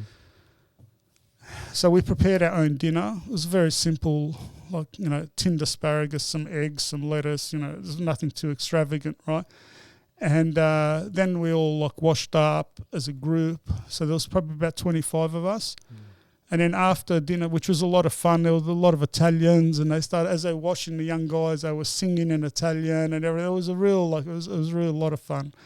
And And after dinner and clean up and everything, we went back up into the church. It was like a mezzanine level. And there was an American guy as an acolyte. He ran like a prayer service up there. Mm-hmm. So it wasn't traditional like a prayer, like it was a small. So what he did, he got like a candle, passed it around, and everyone just gave their intention. So what are they doing here on the Camino? What are they hoping for? Whatever, say whatever you want, Some people prayed, some people just spoke about what they're here for, which was really, really nice. And then at the end, because there was a couple of Taiwanese ladies I met, Swallow and Cindy, they were really great fun, but they were like stamp mad, wherever they went, they had to get a stamp, And when we arrived at this albergue, there was no stamps. They were like they were horrified, like they thought, look, where's my stamp? Where's my stamp, right? They were like, couldn't accept it, right? So in this prayer service at the end of the night, he goes, okay, I know there were no stamps here, but what we like to do here, give you a stamp so you can keep for life. So he told us all, he goes, I encourage you all to stand up and give each one of each other a hug. Yeah. And because I'm an emotional guy, I'm a big guy, I said, Anthony, don't squeeze anyone too hard, But I went around and people were hugging me, squeezing me, especially these young Italian guys and everything. Just the emotion in the room was amazing. So it's a lot of love, a lot of God. Yeah, so it was a really, really good emotion. Yeah. You mentioned that at some point in your trip, you had a bit of an altercation or a disagreement with someone or something? Right towards the end, yeah. I was just with someone and it wasn't nothing big, It was just like, really, it's a bit, like I say, here I am on this trip and I'm so holy and so, I feel like I'm so uplifted with all the experience and everything. And now I just had this interaction with someone and I don't want to go into the details, so I'll just tell you in a roundabout way. Sure. And I just sort of read off that person and I sort of made a judgment, And it was just so wrong and it was hurtful. And, you think you've left that stuff behind, but it comes back and it's in your face, right? Mm. And I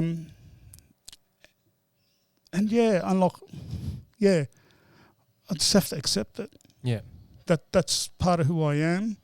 And God's humbled me by that as well, And,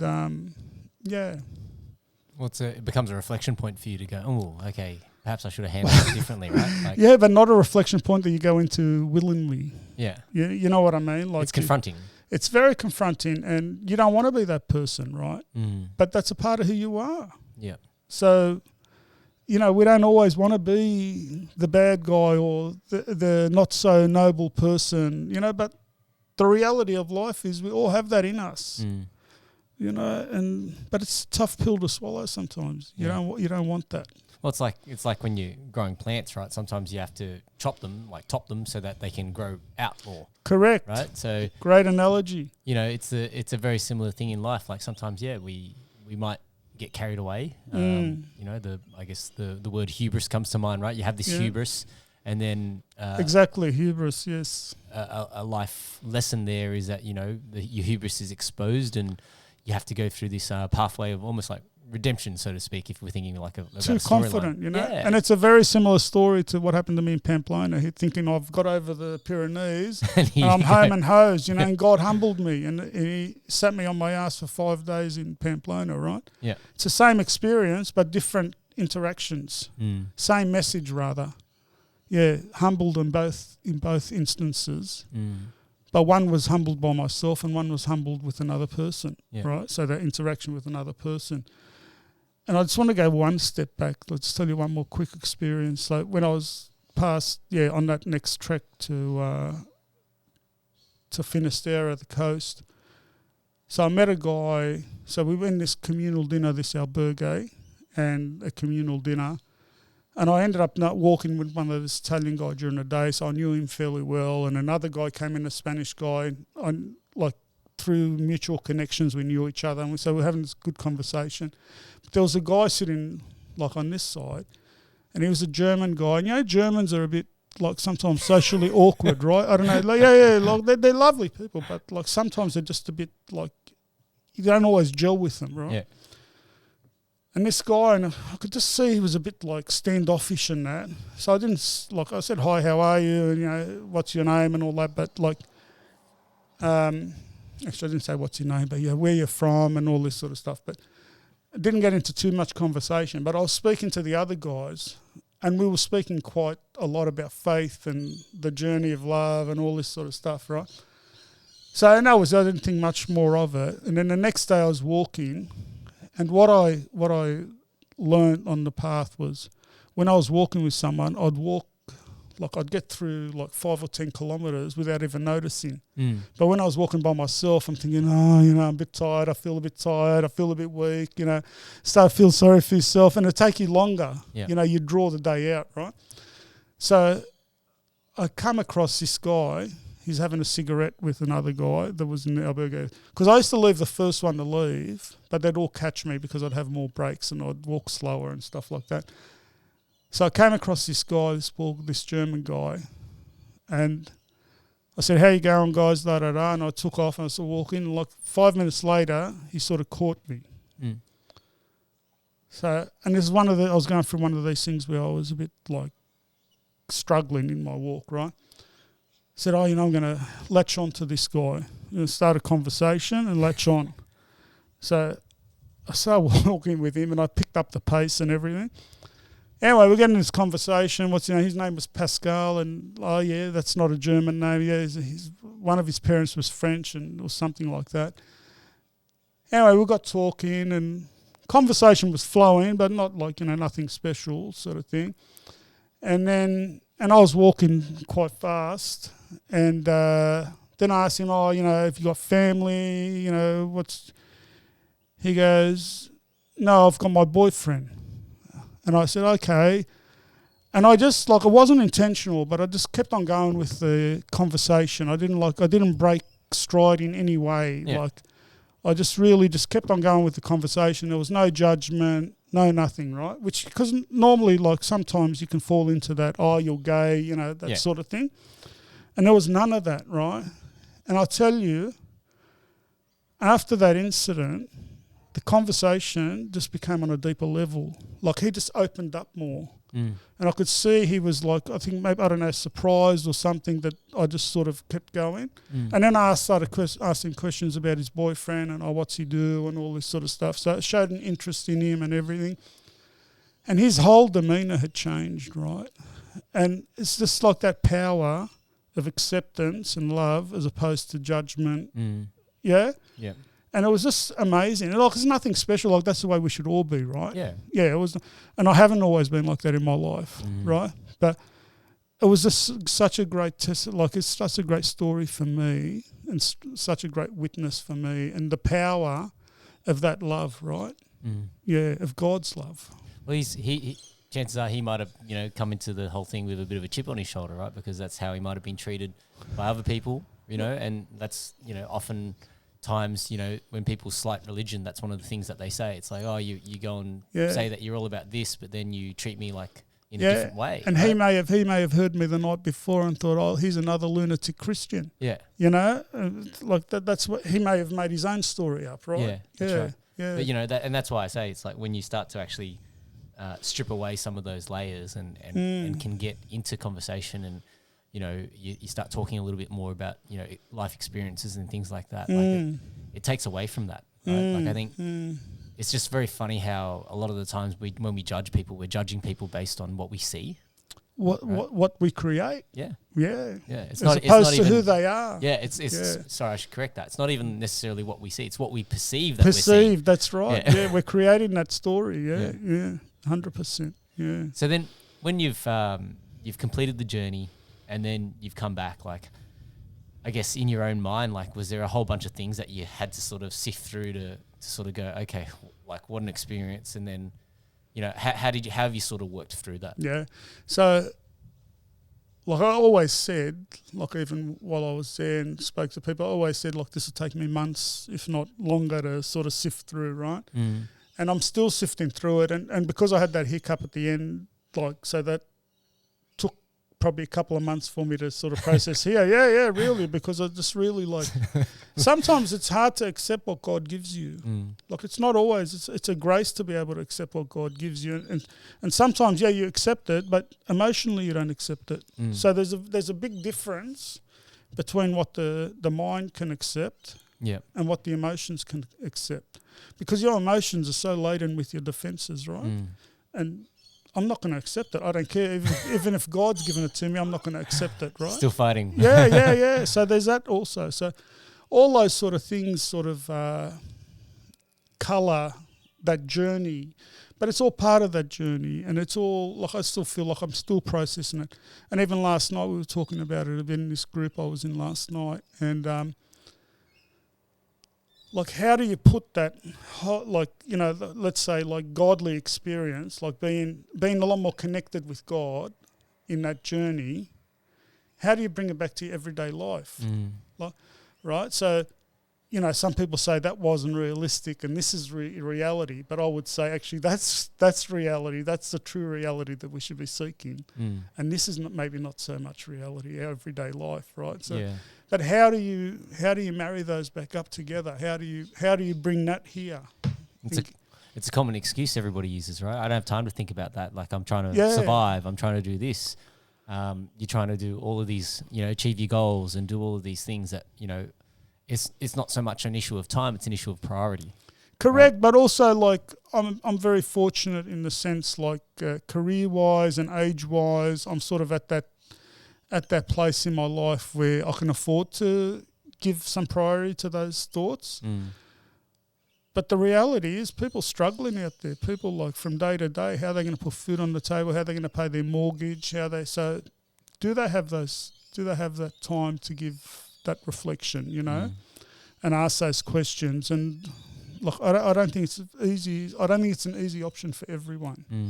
And I think if you've been given the grace to have that, like the gift to be able to have that, that's for you, that's great. But you also got to understand it's not for everyone. Yeah, absolutely. And like all I'd say is like if people are in that situation where there are a lot more pressures financially or work-wise or relationship-wise and that, like just be open to what can happen.